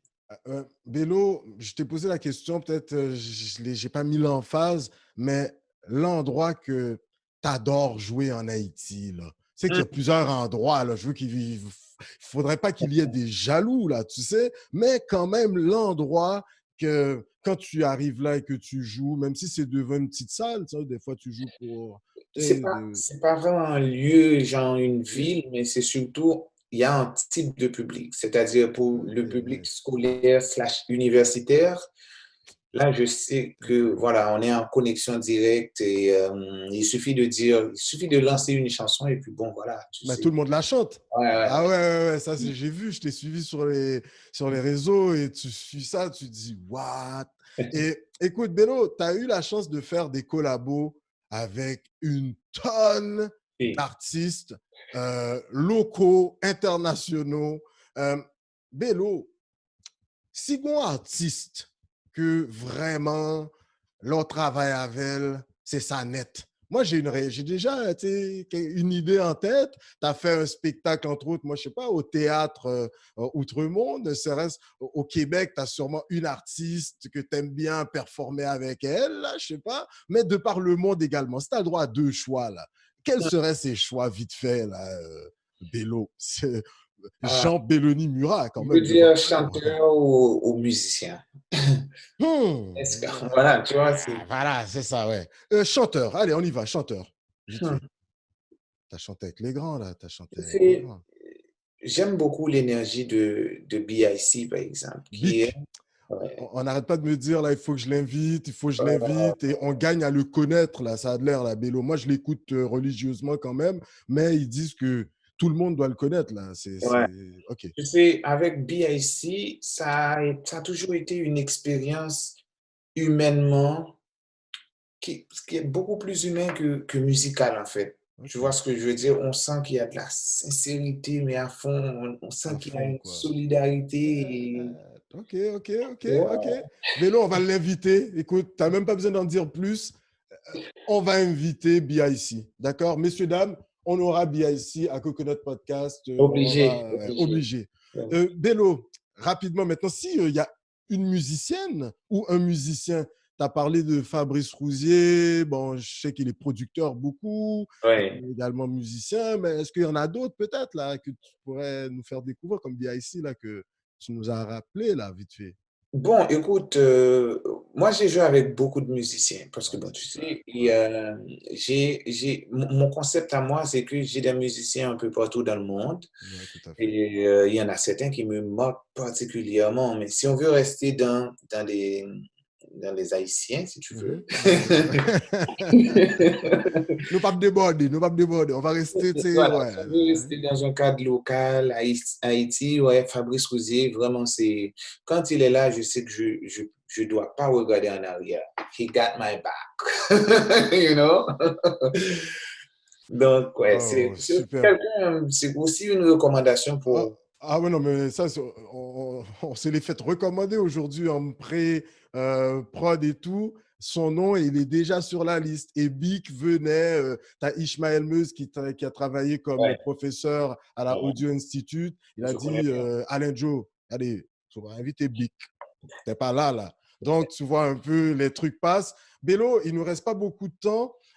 Vite fait, tes projets actuellement en ces temps de confinement, ça doit assurément te donner plus de temps pour créer.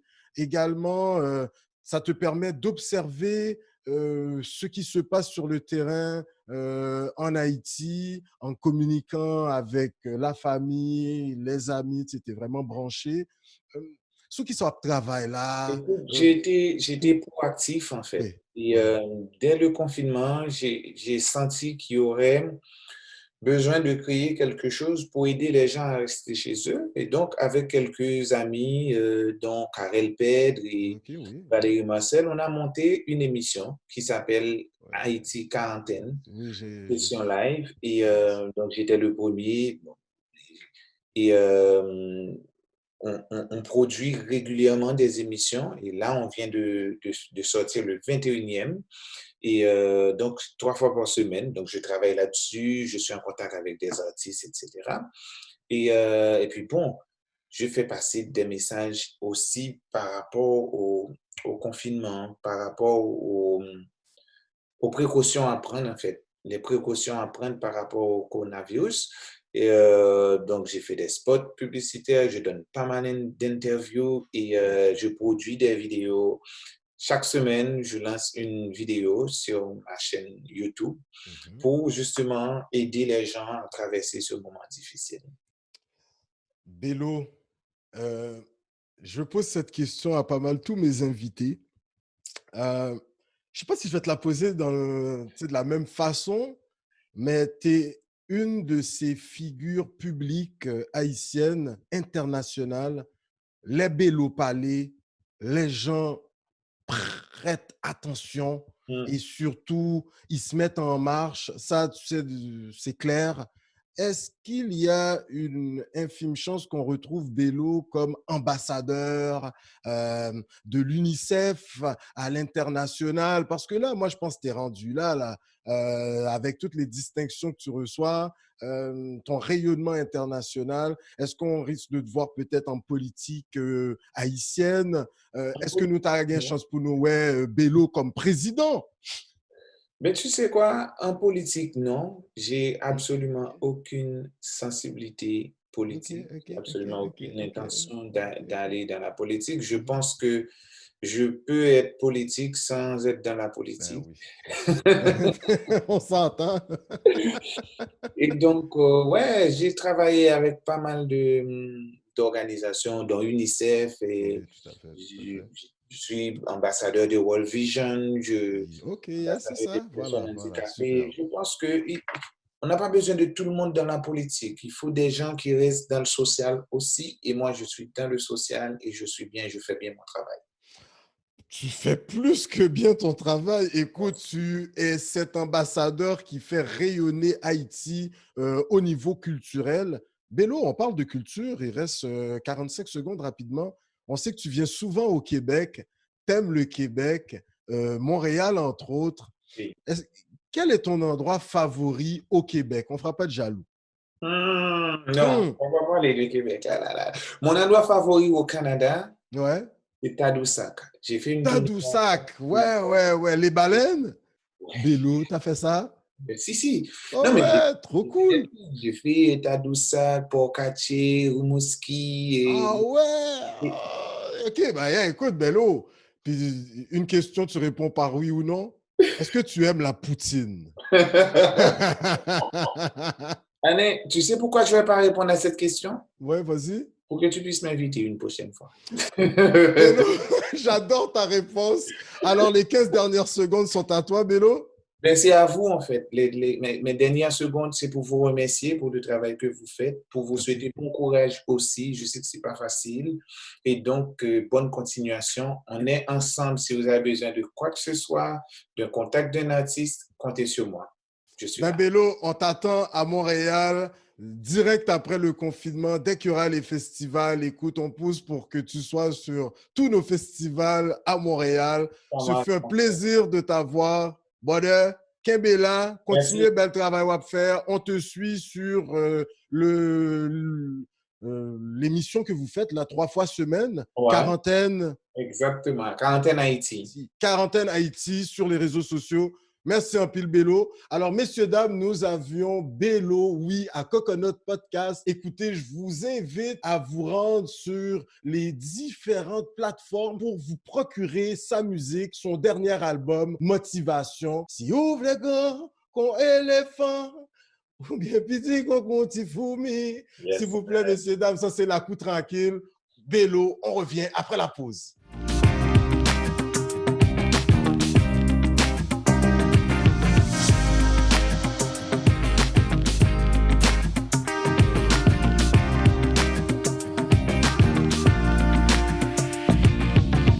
Alors, messieurs, dames, nous avons comme invité un artiste international.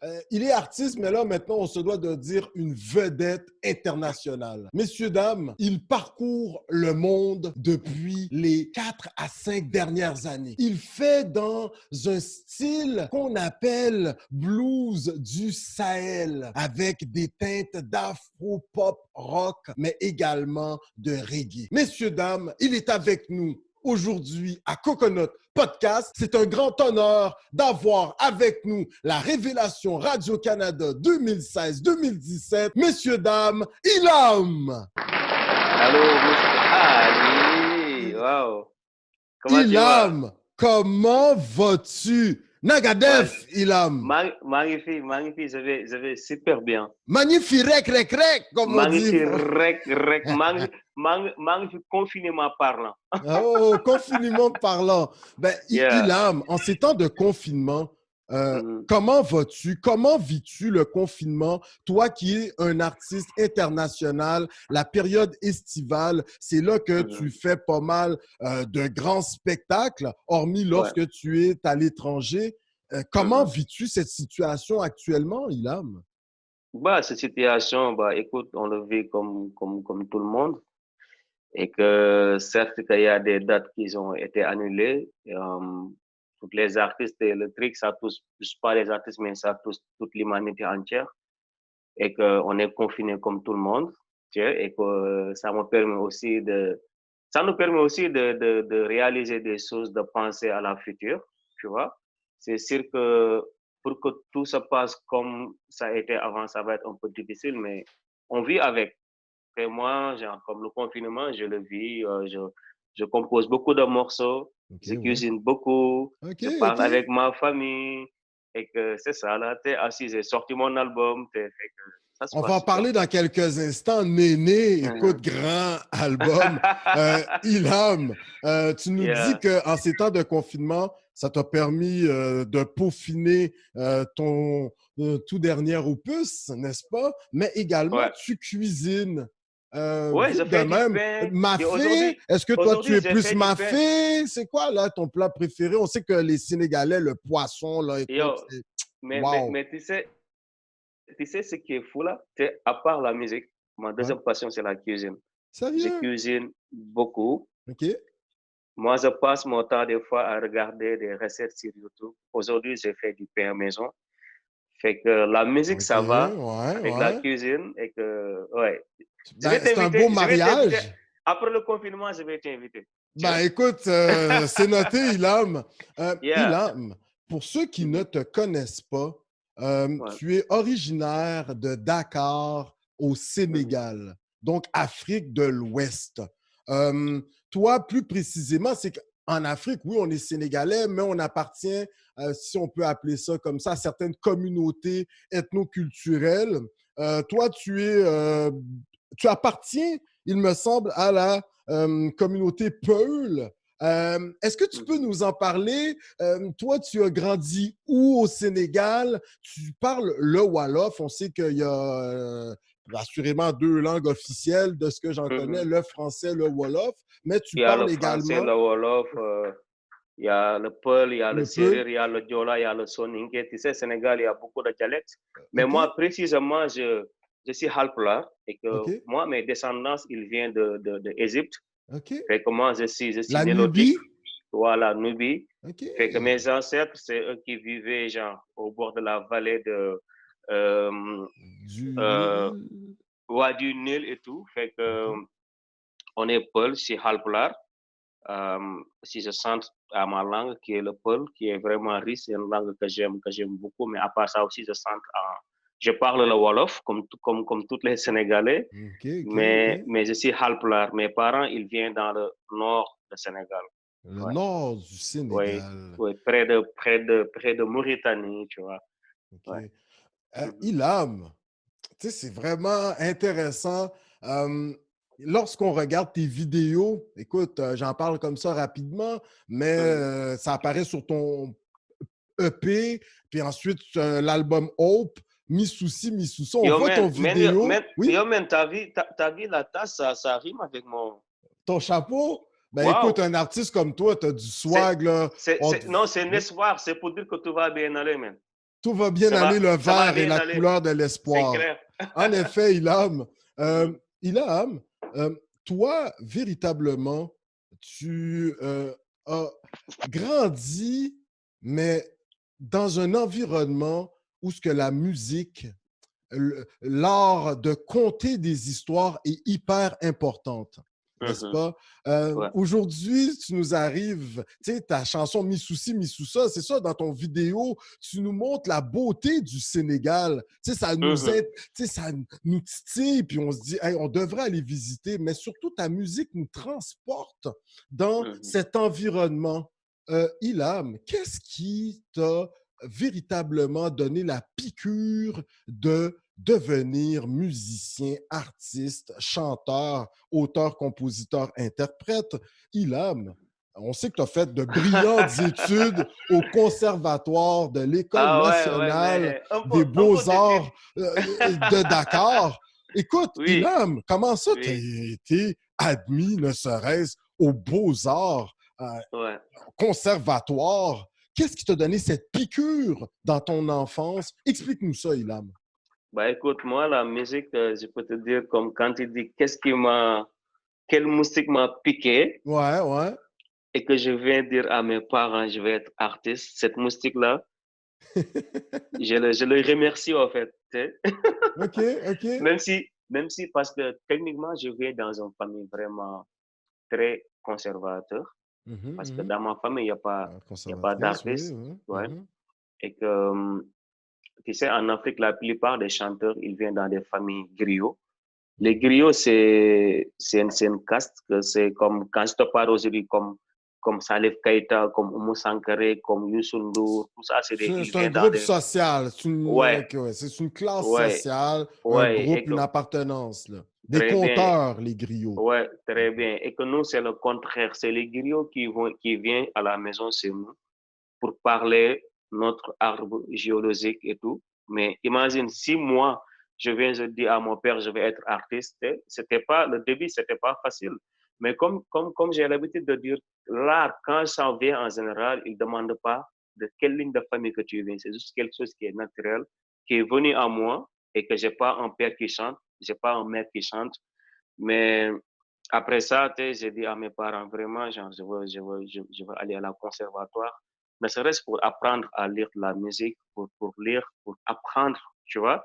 Et que vraiment, j'ai eu la bonne bénédiction de mes parents parce que ma mère, c'est elle qui est ma première supportrice, c'est elle qui m'a acheté ma première guitare, mais le début, c'était pas facile parce que de nos jours, quand tu viens dire à tes parents que tu veux être un artiste, c'est comme mal vu parce qu'ils ne voient pas que l'art, en général, c'est un travail.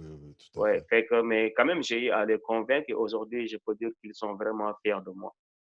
Écoute, en faisant nos préparations pour l'émission, l'entrevue, Ilham, notre recherchiste nous disait que tu as, avant même de faire dans la musique acoustique, tu as commencé dans les tout débuts avec le hip-hop. Même lorsqu'on te voit sur scène, on sent que tu as un background hip-hop. Peux-tu nous parler de cette époque très rapidement? Quelques noms de tes amis avec lesquels tu te rappelles encore qui étaient peut-être meilleurs que toi et aujourd'hui qui sont au pays, qui continuent à faire de la musique. Peux-tu nous parler de cette époque, Ilham? Wow, man, cette époque-là, c'était l'époque de 2006. OK, nice. 2006-2007. Et que comme moi, je suis grandi, j'ai fait mon enfance genre, comme dans le banlieue de Dakar. Fait que j'ai grandi avec le hip-hop, avec des groupes comme Daraji, comme P-Fresh, comme PBS, comme Youssou Makandi, vraiment des grands chanteurs et tout. Fait que je me rappelle à cette époque-là, mon père, il avait des magnétophones. Il y avait des cassettes. Hey. Les plus jeunes, ils connaissent pas, là. Ils connaissent pas, hein. Fait que moi, je me rappelle des fois, je prenais les cassettes de mon père et là, j'enregistrais là-dedans. Et mon père, quand il avait des invités, quand il mettait la cassette, là, il attend c'est moi qui chantais, fait que là, il me tabassait, genre. Tu sais? Fait que j'ai grandi avec ça parce que je suis urbain. C'est ça que je dis dans ma musique. Je fais du pop, je fais du blues, je fais de rock, je fais toutes sortes de musique parce que moi, je ne veux pas m'enfermer sur juste une style. Aussi, je veux représenter une Afrique que les gens ils n'ont pas l'habitude de voir. Quelle Afrique que je veux montrer, c'est une Afrique contemporaine, urbaine, une Afrique qui est douce. Parce que l'Afrique, ce n'est pas juste tribal. L'Afrique, ce n'est pas juste de porter des masques ou de faire des grimaces. L'Afrique, c'est, comme on dit, l'Afrique, c'est la berceau de tout art. En disant que l'Afrique, c'est le berceau de tout art, Ilham, tu es polyglotte. Tu parles 4 langues et quelques dialectes, entre autres le Wolof, le Peu, le français, l'anglais. Mais tu chantes beaucoup dans la langue de tes parents et tu dis que la musique, elle est universelle, indépendamment dans la langue qu'on chante. Eh bien, on est en mesure de passer ses émotions à ceux qui nous écoutent. Pour toi, l'importance des émotions dans la musique, Ilham, puisque souvent tu chantes et c'est dans une langue qui vient vraiment capter l'imaginaire et c'est comme si on comprenait ce que tu dis. À la fin, on n'a pas le choix d'aller chercher les paroles, la définition. Peux-tu nous expliquer un peu l'importance des émotions? Parce que c'est vraiment avec ça tu as réussi ton entrée au Québec, je te dirais au Canada. En 2014, tu arrives ici, là. On va en parler dans quelques instants, oui. Ouais, mais pour moi la musique, c'est de l'émotion avant tout. Tu sais, c'est nous, on dit la musique, une vraie musique qui a des sentiments, ça vaut 1000 mots. Tu comprends? Et que des fois, je chante, il y a du monde qui ne comprennent même pas c'est quoi ma langue, mais ils arrivent à le sentir. Comme le disait Bob Marley, quand ça vient dans le cœur, ça rejoint le cœur. Tu vois ce que je veux dire? Et que moi, je parle mon histoire avec mes émotions. Même si le monde ne comprend pas ce que je dis, il le ressent. Il le sent parce que je reçois beaucoup de messages du monde qui ne comprennent pas le Wolof, qui ne comprennent pas le Peul et qui s'identifient à mon art. Donc, moi, je mise beaucoup sur l'émotion aussi. Je suis quelqu'un j'ai beaucoup de sentiments, en fait, tu comprends? Et que quand je compose, je pense à toute l'humanité et que c'est pourquoi que le monde, des fois, il se sent, il file un peu ma musique, quoi. Tu comprends ce que je veux dire? Ben, on Je file travaille plus sur l'émotion. C'est important, tu sais, parce que je parle pas, je chante pas tout le temps en français, mais même si genre, je fais une mélange, comme j'ai repris un morceau de Gilles Vigneault que j'aime beaucoup, énormément, Ouais. tu sais. Fait que J'ai la planté musique, c'est un ça. arbre, comment ça s'appelle J'ai déjà? planté un chêne. Un chêne, ouais. Super, Ouais, ouais. ouais. Ilham, sur scène également, tu transmets beaucoup d'émotions. Écoute, on va faire un peu la revue de ta carrière. Oui, mais toi, ouais. tu me connais, hein, même.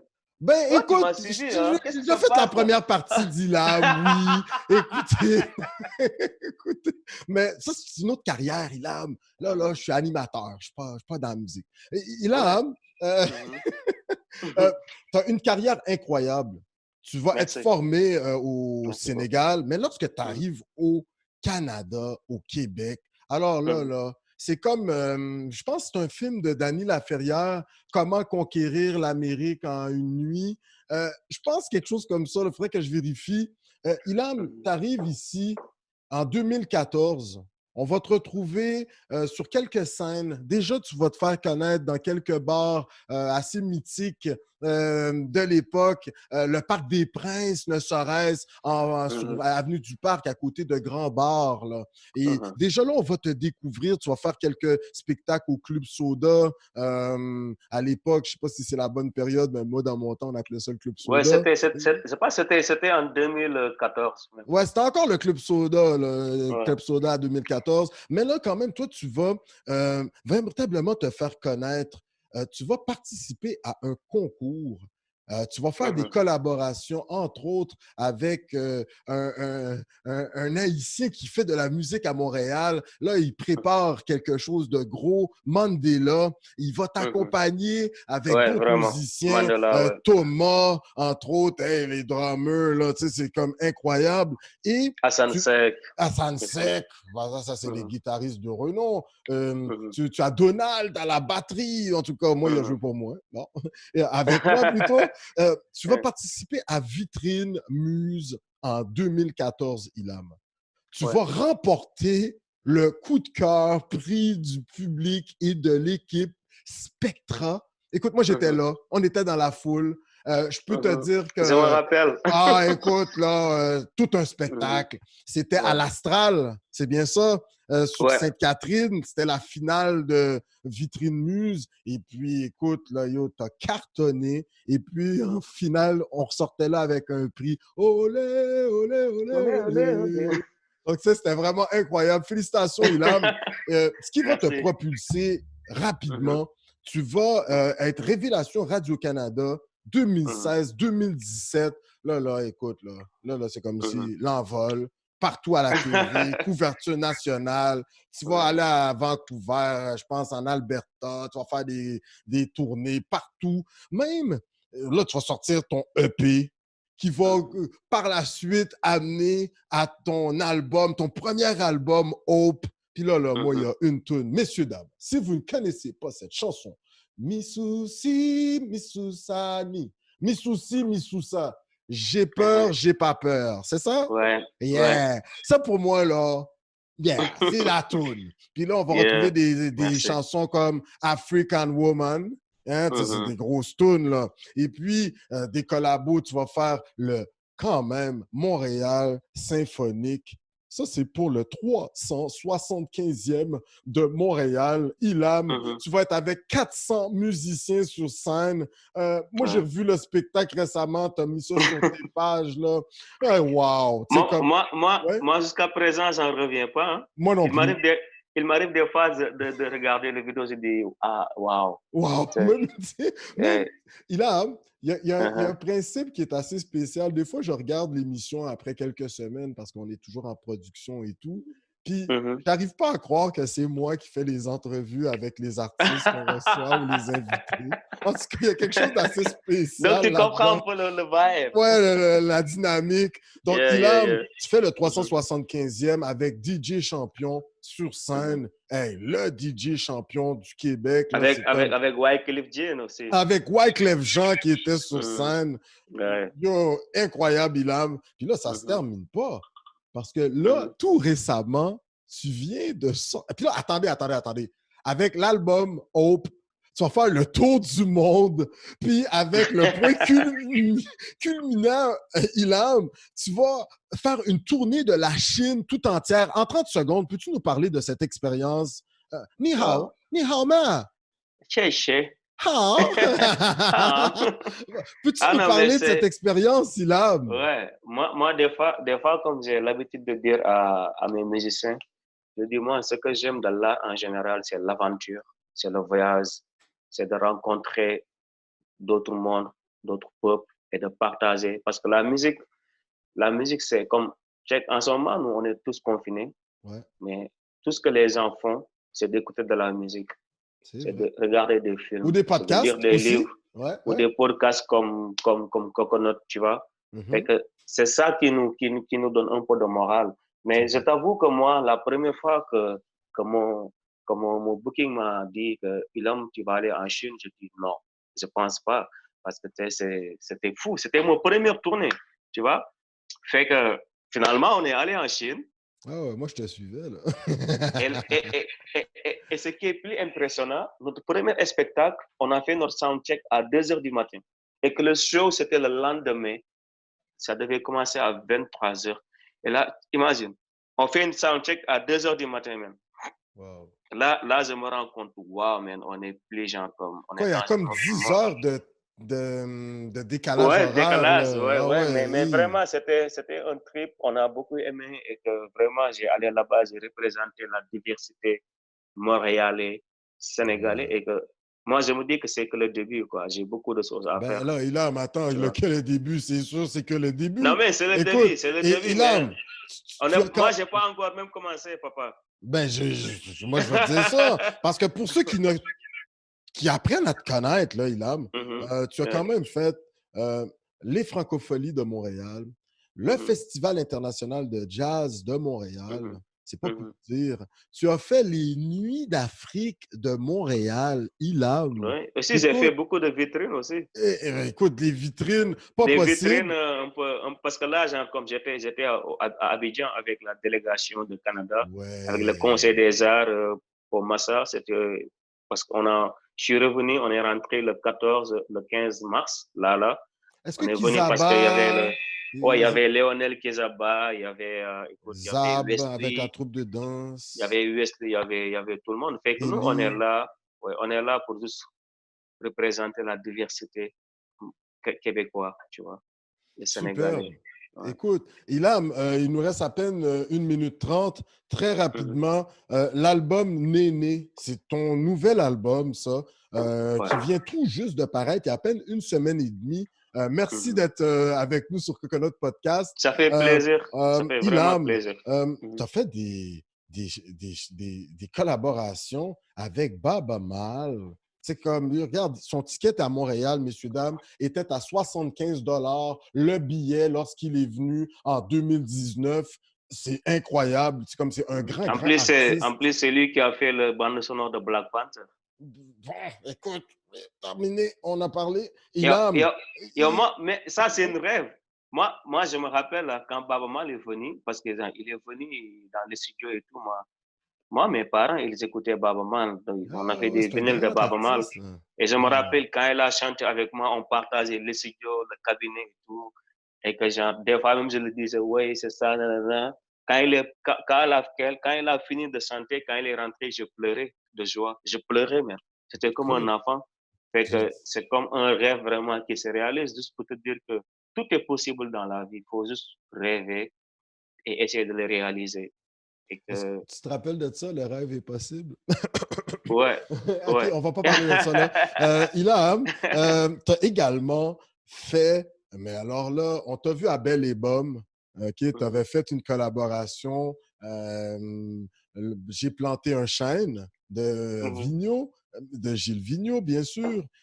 Mais là, tu viens de faire une superbe chanson.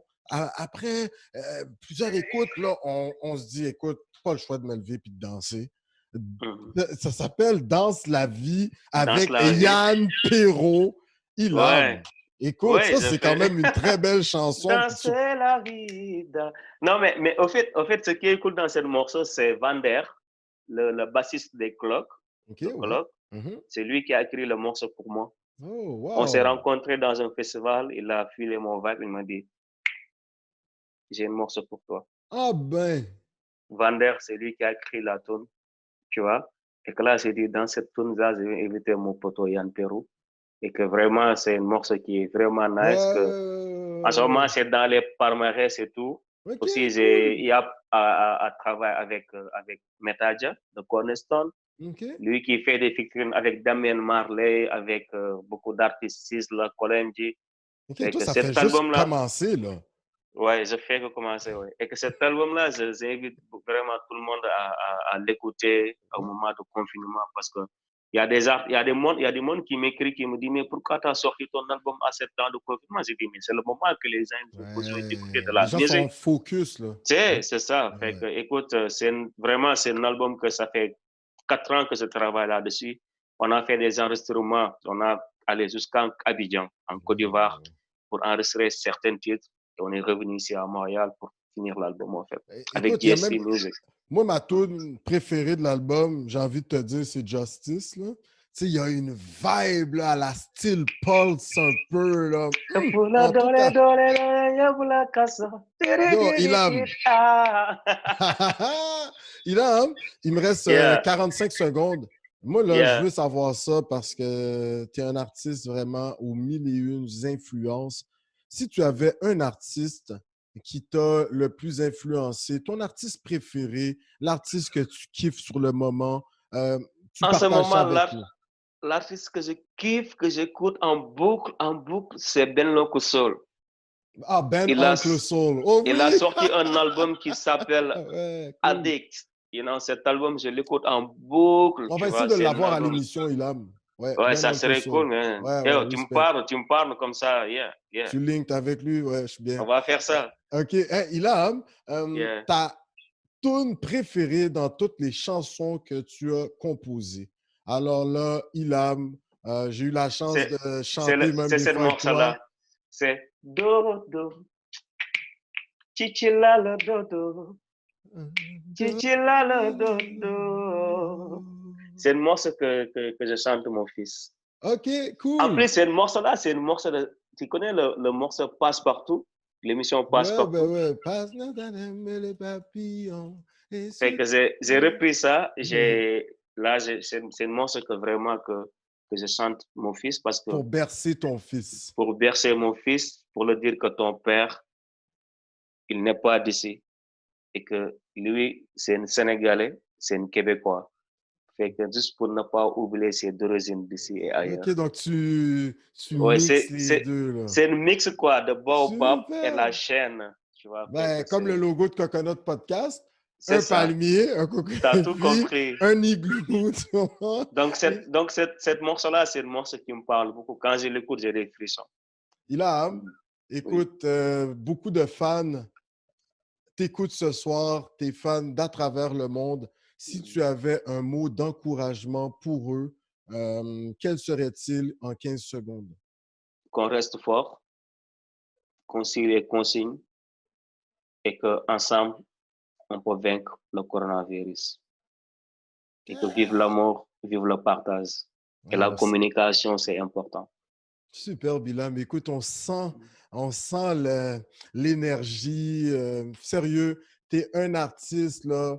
En peu de temps, tu as conquis le cœur des Québécoises et des Québécois, des Canadiennes et des Canadiens. Ilham, yo, big up, mon gars. Yes.